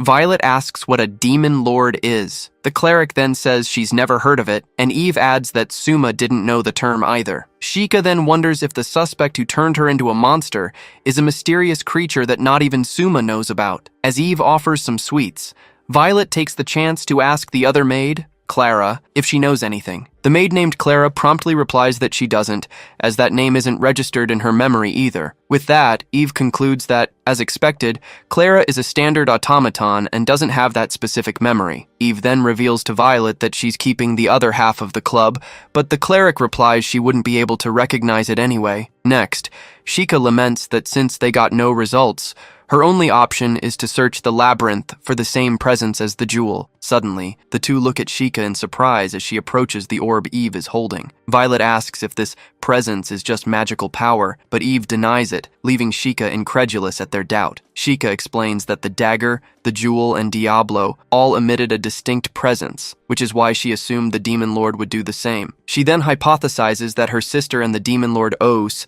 are causing a resonance through their abilities. With a sparkle in her eyes, Sheikah realizes this means she might be able to find the Demon Lord and be useful to Suma. Not quite understanding, Violet says she's happy for her, and then asks where Suma is right now. The answer is that he went to the lower levels on the committee's recommendation, which surprises Violet about his schedule. On the way to their destination, one of the committee's knights decides to reconfirm the details of the request with Suma. He then explains that the mission is to interrogate a victim of a transformation phenomenon, a target known as Georg the Dragoon. The knight reveals that Georg has been refusing to speak with the committee and suggests that Suma, being another victim, might be able to persuade him. Without warning, Suma interrupts him and grabs his arm, telling him to stop immediately. Just ahead, a large explosion occurs, forcing everyone to stop and watch. From the top of a cliff, a desperate voice shouts for them not to come any closer and to stay away. The figure reveals himself to be Georg, who, in his monster form, pleads for them to leave while he can still maintain his sanity. From this, Suma understands that Georg fears his mind will also turn into a monster along with his body. He then begins a creation using a scythe, a key, and a piece of cloth as materials. Upon activating the triple creation skill,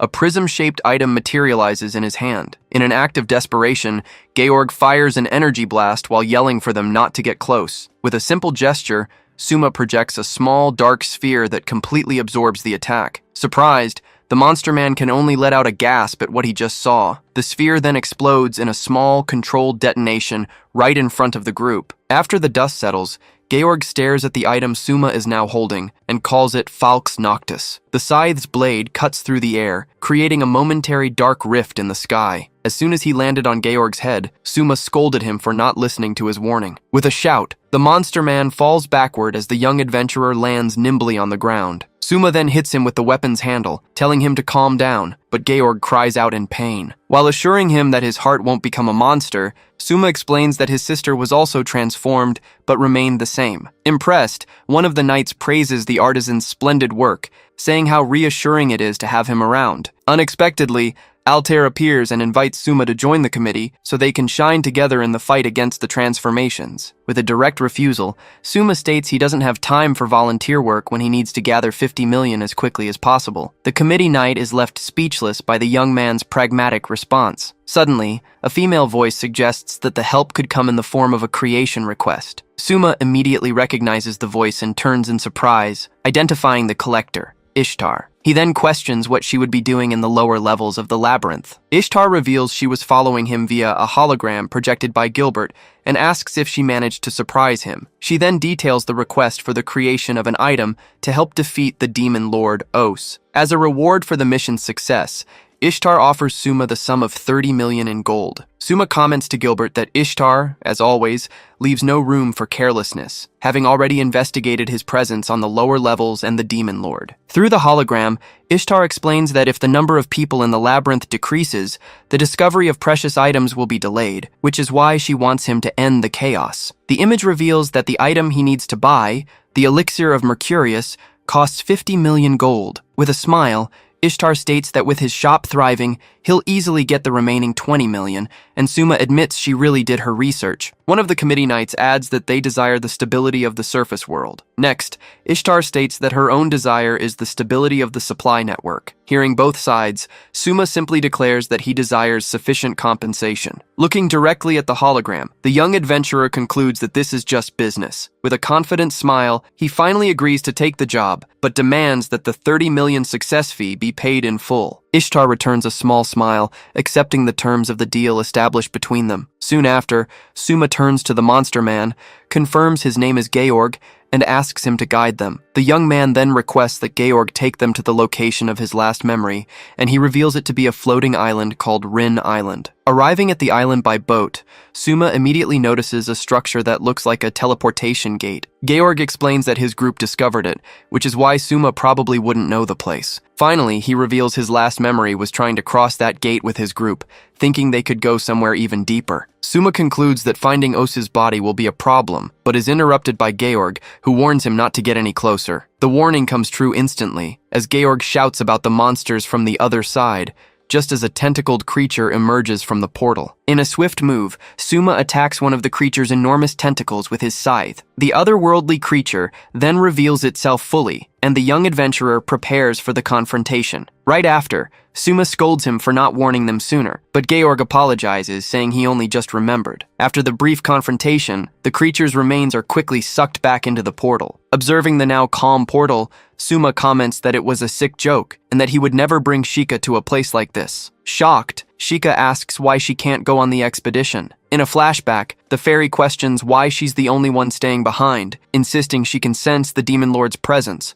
but Suma apologizes, saying he can't take her. Without giving many details, he simply replies that there are several reasons for his decision. Secretly, Suma thinks that the dangers in the deepest part of the labyrinth are unknown, and there's no way he can take Shika to a place like that. He also concludes that if he explained the reason, she would probably oppose the exploration itself. Eve just silently observes the interaction between the two. Back in the present, the floating island with the portal is shown in its entirety. A large crowd of adventurers gathers in front of the portal where Suma awaits them. In hiding, Eve admits that despite what she said, she's still worried about him. Soon, the automaton warns Shika, who is on her shoulder, that she'll be discovered if she keeps showing herself. Nearby, Ban comments to a friend on how huge the crowd is. Oliver then explains that as soon as the committee asked for cooperation, volunteers showed up in droves. Among the crowd, Georg and other high-level adventurers await the start of the exploration. Seeing so many experienced warriors, Eve thinks that maybe there was no reason to worry,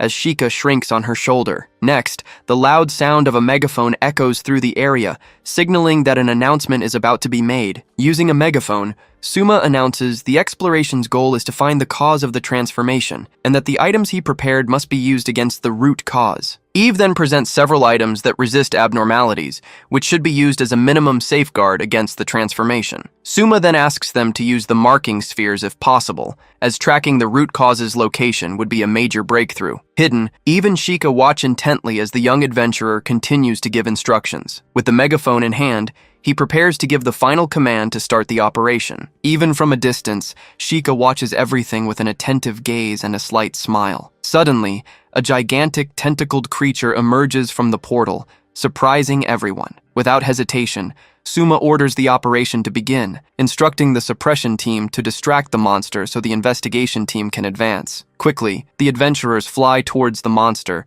starting a large-scale battle. Taking advantage of the distraction, a hand reaches toward the brightly glowing portal. With a decisive step, Eve moves forward and prepares to cross through the mysterious portal. Shika, who is close by her side, watches the scene with an expression of pure apprehension. Upon arriving on the other side, Suma comments that the place looks like an alternate dimension full of errors, like a buggy game. Eve despairs when she notices they're alone, but Suma reassures her, explaining that everyone was just sent to different locations. He then reveals that the portal's nature had already been determined, and that everyone entered knowing this could happen. While staying alert, Shika admits she didn't know Suma was making so many preparations behind the scenes. With that, she feels inspired by Suma's capability and decides she also needs to try her best. Next, the group advances through an unstable landscape full of glitches and crystalline structures. Soon, two creatures appear, and Suma realizes they might be similar to the chimera they faced before. Shika then wonders if this is the work of Diablo or the Demon Lord. With a glow in her eyes,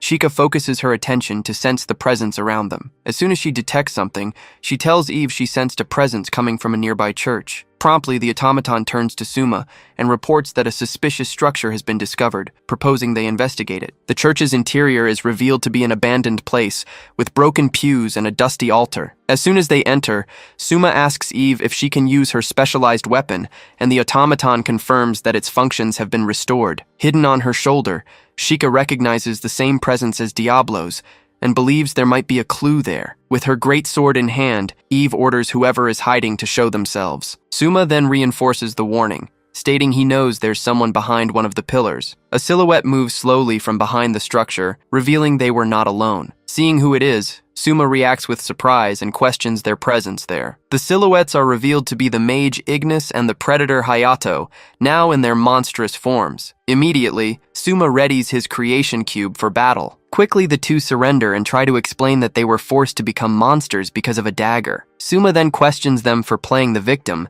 even after they attacked him so enthusiastically. Afraid, they beg, saying they don't want to be annihilated like Diablo and that they're already at their limit from being pursued. At that moment, the space around them begins to crack, catching Suma's attention. Right after, Sheikah screams a desperate warning for Suma to look up. A massive energy attack descends from the heavens, striking the ground with violent force. Surprised, Suma notices Sheikah's presence and immediately accuses Eve of being an accomplice for bringing her along without permission. While Eve tries to justify herself, saying she had no choice, Sheikah interrupts to warn them about something more important. Sheikah then warns that she's sensing a malevolent presence, the same one from Ishtar's dagger and the jewel. With wide eyes, she states she is certain there's no mistake in her perception. Eve also stares at the rift in space, about to identify the source of that presence. Suma raises his head and prepares for whatever is about to emerge from it. Finally, the creature reveals itself completely and is identified as the fearsome demon lord Oz. Floating amidst an aura of energy, the demon lord stares down at Suma. The young adventurer confirms that, from its presence and appearance, it is undoubtedly the demon lord Osa. Hayato then recognizes it, panicking as he claims that's the monster that was chasing them. Even while wondering if they should run,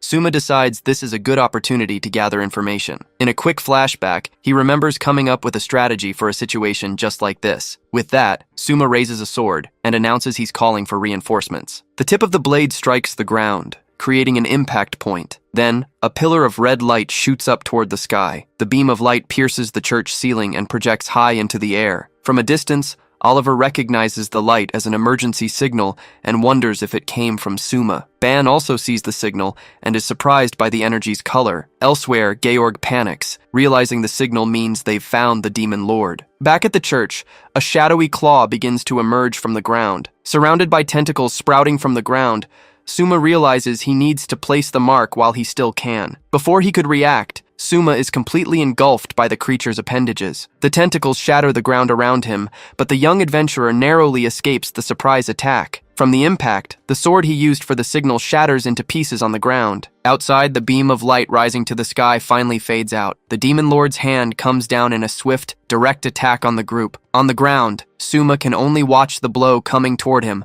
unable to react in time. At the last second, Eve leaps in front of him and uses her sword to block the massive attack. Standing in front of Suma and Sheikah, the automaton tells him to leave this to her. She then reveals that even though she doesn't remember their past relationship, something happens. Eve continues, explaining that whenever she looks at that monstrous figure, a feeling emerges. With her eyes glowing intensely, she states that an uncontrollable rage is welling up from deep within her heart. The automaton then activates her battle mode, summoning her armor and a weapon for the fight. With a single strike, Eve charges forward and attacks the demon lord, who defends itself with a magic circle. The clash of powers creates an explosion of energy, and Hayato recognizes the automaton as the raid boss, Grand Guignol. The flash from the battle lights up the sky and causes a shockwave that damages the church tower. Demon Lord Oz manages to block the powerful attack with an energy shield. The demon lord stares intently at Eve, holding its position in the air. With great effort, the automaton keeps pushing her weapon against the enemy's energy shield. Then,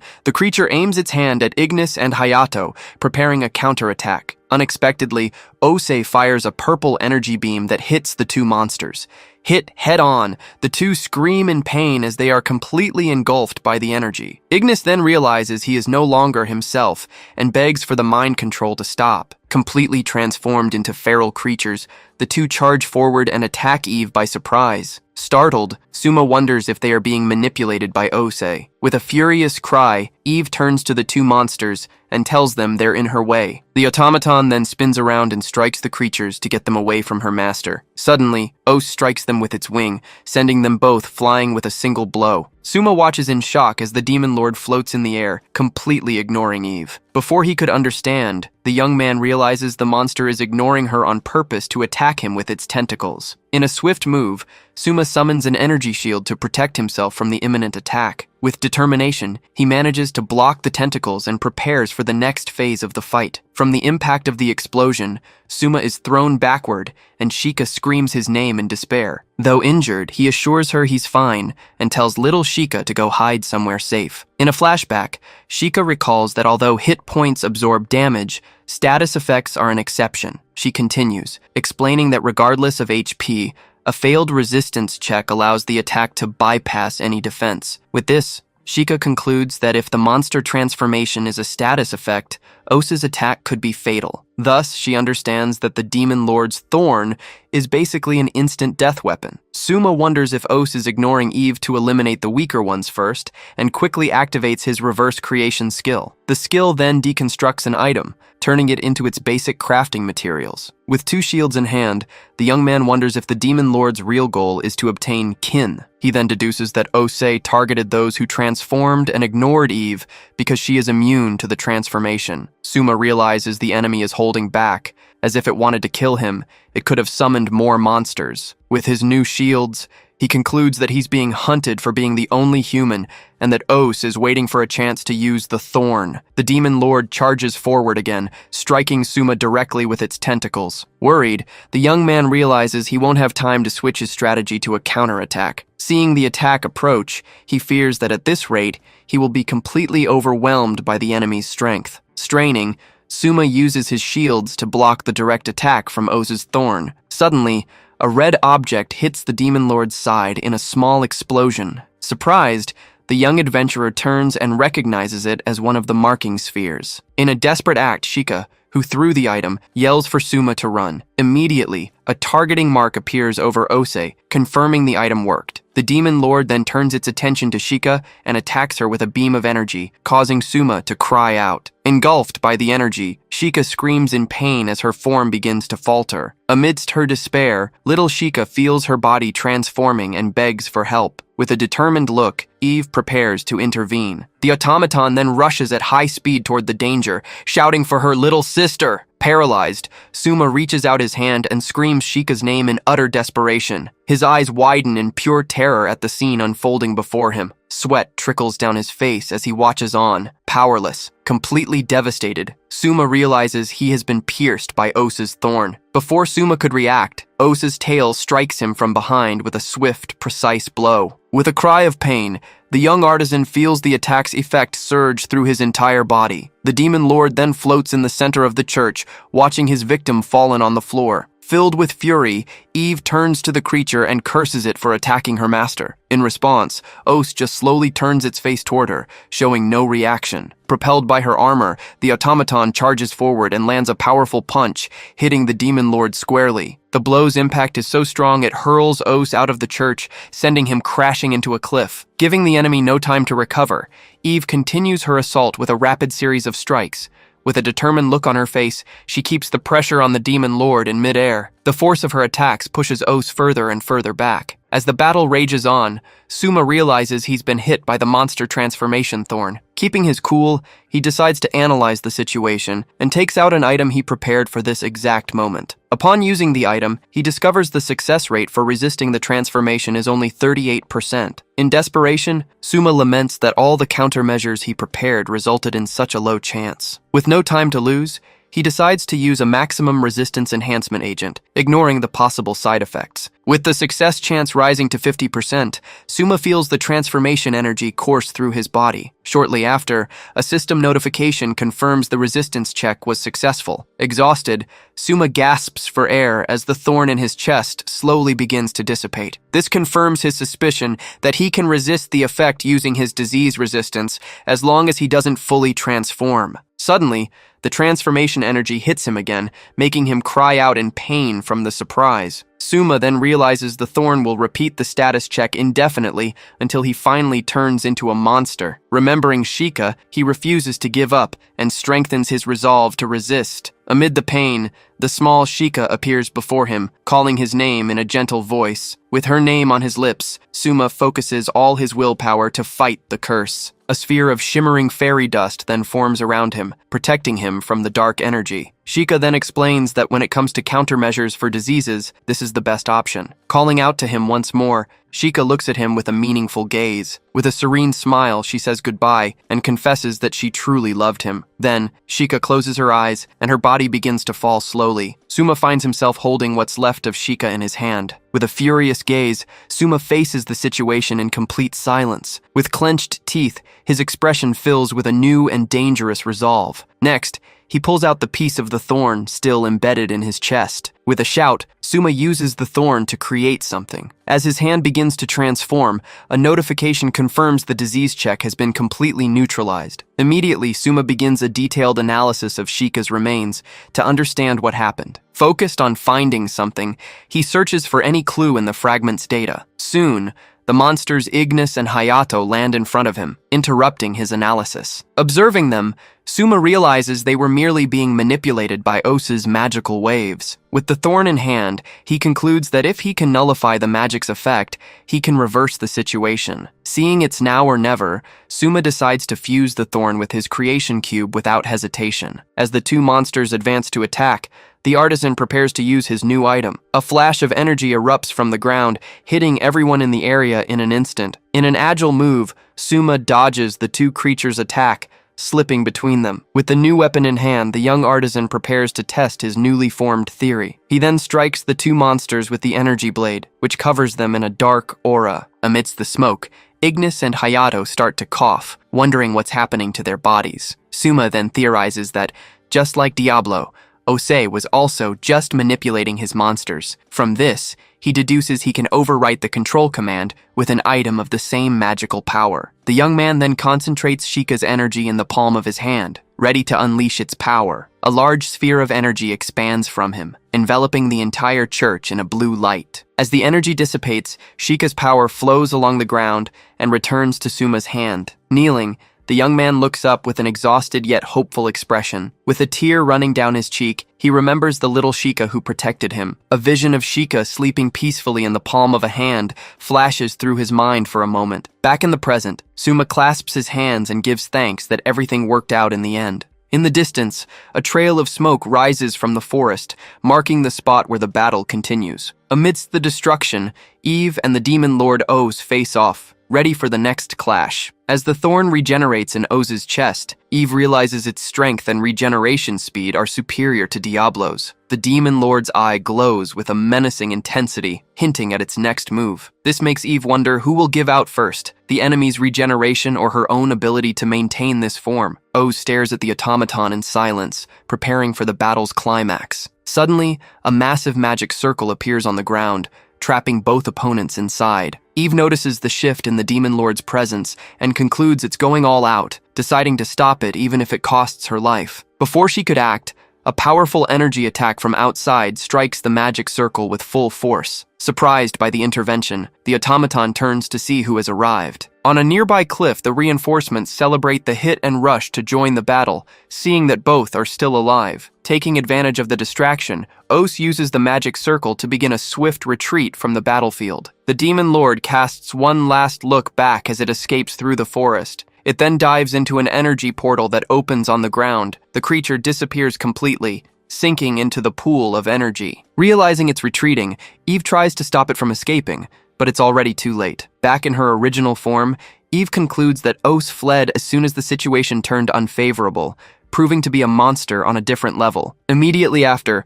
a powerful energy overload hits her, making her scream in pain on the ground. With the pain, a new fragment of her broken memory reveals that she had fought Oz in the past. The memory ends with the shocking revelation that in that confrontation she was completely defeated. Back in his room, Suma approaches the bookshelf while watching the small Shika. On a cushion, Shika begins to mumble as she slowly awakens from her sleep. With a small movement, she opens her eyes and looks to the side. Suddenly, Shika sits up, startled, and shouts Suma's name. With a gentle smile, Suma holds her and says she's finally awake. Right after, Eve reassures her, explaining that not even a day has passed since the incident. Relieved, Shika sits on the cushion and expresses her joy that everything is okay. Suma asks how she is, but Shika replies that's her line and she doesn't remember anything that happened. Just then, a voice comes from a communication screen, announcing that he's also awake. General Commander Altair then reports that To everyone's relief, neither he nor Suma have any after effects. With that, he decides to briefly review the current situation,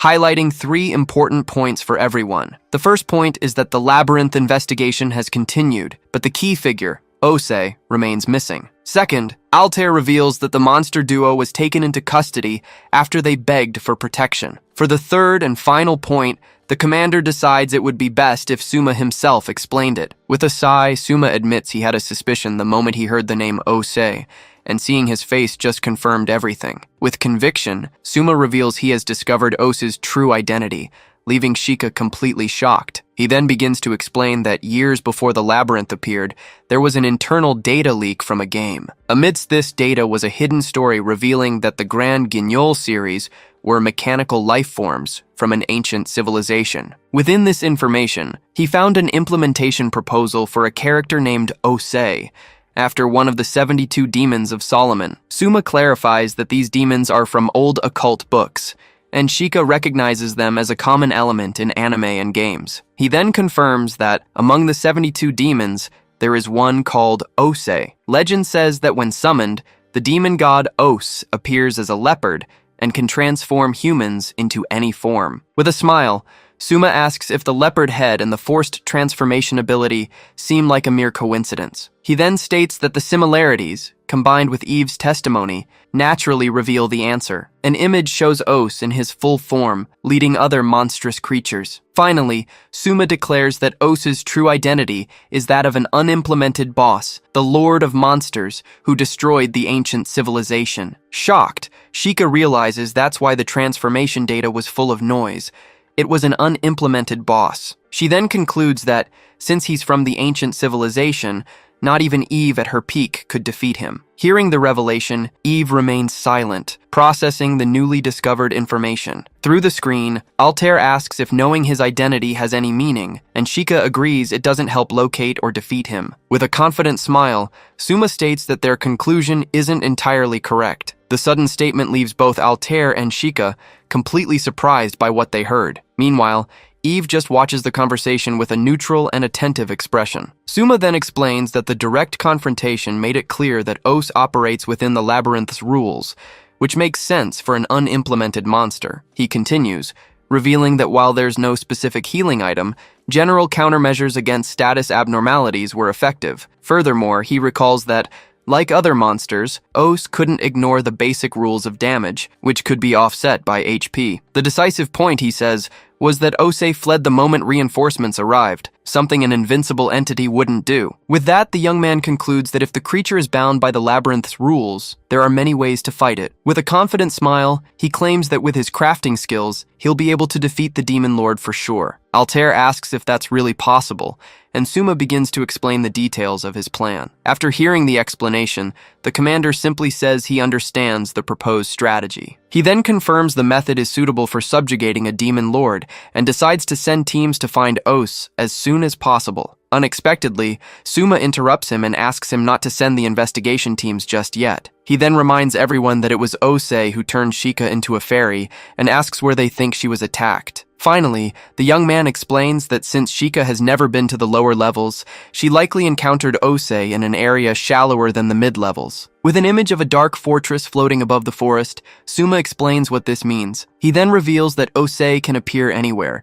and that the low number of victims was only due to his cautious personality. Shocked, Altair realizes the search area is the entire labyrinth, making it too vast to investigate. With a smile, Suma says he has already prepared a countermeasure for this, as he has a very capable little sister at home. Next, he explains that the marking sphere Shika threw can be used to track Os's reaction and narrow down his location. Looking at little Shika, the young man asks her to lend him her strength to track the enemy's presence. Promptly, Shika agrees to help with an expression full of enthusiasm and determination. Suma then turns to Altair and asks for a favor, which the commander accepts without even hesitating. The request is for him to call back the explorers and form the strongest possible subjugation squad. Worried, Altair questions him about the risk of a mass attack tactic increasing transformations, but Suma reassures him. He then clarifies that the squad doesn't need to fight Os, but rather secure a safe path for him. Suma deduces that Ose must have already realized he's facing humans capable of killing him. With this, he believes the Demon Lord will first increase his military strength, turning the confrontation into a battle of numbers. Finally, the young craftsman stares at Ose's image and declares that, in other words, this has become a war. Shortly after, the narrator explains they set out in search of Ose's hideout. With Sheikah on his shoulder, Suma clarifies that the search is just a matter of walking through each area of the labyrinth in order. Looking at the map, little Sheikah points out that the marking sphere will react once they enter the right area. Soon, the narrator reveals that by relying on this and Sheikah's senses, they finally found a suspicious cave. The next step was to join the subjugation squad for final preparations at the team's base. However, what was supposed to be a strategy meeting begins with Ban proposing a toast to celebrate the squad's formation. With his mug raised, the barbarian leads all the adventurers in a lively toast. Seeing Ban drinking wildly, Suma comments that he figured this would happen. Eve mentions she heard it was a pre-operation meeting, but Suma replies that for them, it's just an excuse for a feast. A hand rests on the chair next to Suma, catching his attention. Altair then asks him to let it slide, explaining that since explorers risk their lives, this might be their last chance to have fun. While pouring a drink, he adds that the operation is particularly dangerous, and Suma agrees that he knows. Suma then reassures him, saying the preparations are done and that it's fine, as long as they don't get hangovers. Suddenly, one of the adventurers gets excited seeing that they brought some Aurora wine, and Suma is left speechless. Angrily, Suma realizes that Altair, the commander, actually intends to drink until he passes out. While Suma and Ban were messing around in the background, Altair approaches Eve and asks for a word with her. The commander then reveals he was surprised by what Suma told him and asks if he can really trust her. The automaton just watches him in silence for a moment, showing no reaction. With a steady gaze, Eve begins to explain her true nature. Soon, she reveals herself as a survivor of the ancient machine civilization and an entity that once opposed them. The automaton then confesses that her memories have been returning and that her hatred for Ose remains in her circuits. However, Eve assures him that her loyalty to her master and her little sister will never waver, even if she regains all her memories. Altair listens to her intently, processing the profound revelation. With a smile, the commander simply says that he understands the situation. Then, Altair states that as long as Suma trusts her, he will too. The narrator explains that the concept of day and night exists in some areas to simulate the ecology of nocturnal monsters. With nightfall, the darkness provides the perfect moment to launch a surprise attack. The demon lord Ose, however, had already anticipated the humans' attack. The intelligent monster's choice was a signal of light that pierced the night's darkness. Unexpectedly, a preemptive strike is launched from above by an army of shadow creatures. The monster's surprise attack collides with an energy barrier, causing a massive explosion. Suma comments that it's better to be safe than sorry. Alongside his companions, he reveals Plan B: intercept their surprise attack and crush them. With a gesture, Suma signals to Georg and the others that the operation has begun. Next, two archers fire a volley of energy arrows toward the sky. Mages and other warriors join the assault, casting their own spells against the monsters. A series of explosions lights up the sky as the explorers' attacks land squarely on their enemies. Excited, Georg celebrates the successful ambush and shouts that they did it. Suddenly, a new threat emerges from the smoke, taking the adventurers by surprise. A gigantic stone dragon emerges from the trees, ready for combat. Without hesitation, Ban charges forward and strikes the dragon with a mighty blow from his hammer. The impact of the attack begins to crack the stone monster's head. With a war cry, Ban challenges anyone else who wants to be split in two to face him. As the battle unfolds, Ose watches his minions fall, concluding the surprise attack was a failure. Facing the situation, the Demon Lord decides there's no point in pressing the battle, and that he just needs to hide and rebuild his forces. However, the Demon Lord's plan to retreat was about to be thwarted. Unexpectedly, an assault team breaks stealth and appears from the sky to intercept him. Immediately, one of the members uses her witch ability to launch a cursed weapon. At the same time, the group's archer fires a perfect shot using his own skill. The attack, however, is deflected by Ose's armor, causing one of the warriors to groan in frustration. Even so, his companion celebrates, as the projectile still hit its mark. Immediately after, a mark of pink flames appears on the Demon Lord's shoulder. With that, an energy aura begins to completely envelop him, destabilizing his form. The energy then forces him to writhe as his appearance begins to glitch. The witch reveals the inflicted debuff was a teleport block, thanks to Suma's custom-made gauntlets. The spell, true to its name, has the effect of completely sealing spatial teleportation. Eve reflects that a countermeasure to teleportation was inevitable. Unable to escape, Ose turns and flies swiftly toward a new destination. Immediately, a tracker reports that the target is heading for the cave and that the plan is proceeding successfully. With that confirmation, Suma orders everyone to begin pursuit before the enemy can regroup. While being carried by Hayato, Suma orders him to speed up, but the predator refuses to take orders from him. Oliver scolds them both, reminding them that you can never have enough firepower in a battle like this. Just ahead, the cave entrance comes into view, emanating a dark and menacing aura. Suddenly, a mass of tentacles erupts from the darkness, catching everyone off guard with a swift attack. Oliver quickly yells for Suma not to stop, as he and the others prepare to intercept the strike. Suma then hits the ground and runs for the cave entrance, slipping between the tentacles. Oliver and Altair slam into one of the appendages, clearing a path for the young man. Then, Oliver yells for Suma to leave this to them and keep going. Altair, however, says he'll catch up shortly, as he has something to settle. With a confident grin, the commander stands beside Oliver and says he'll join him as soon as he takes down the big guy.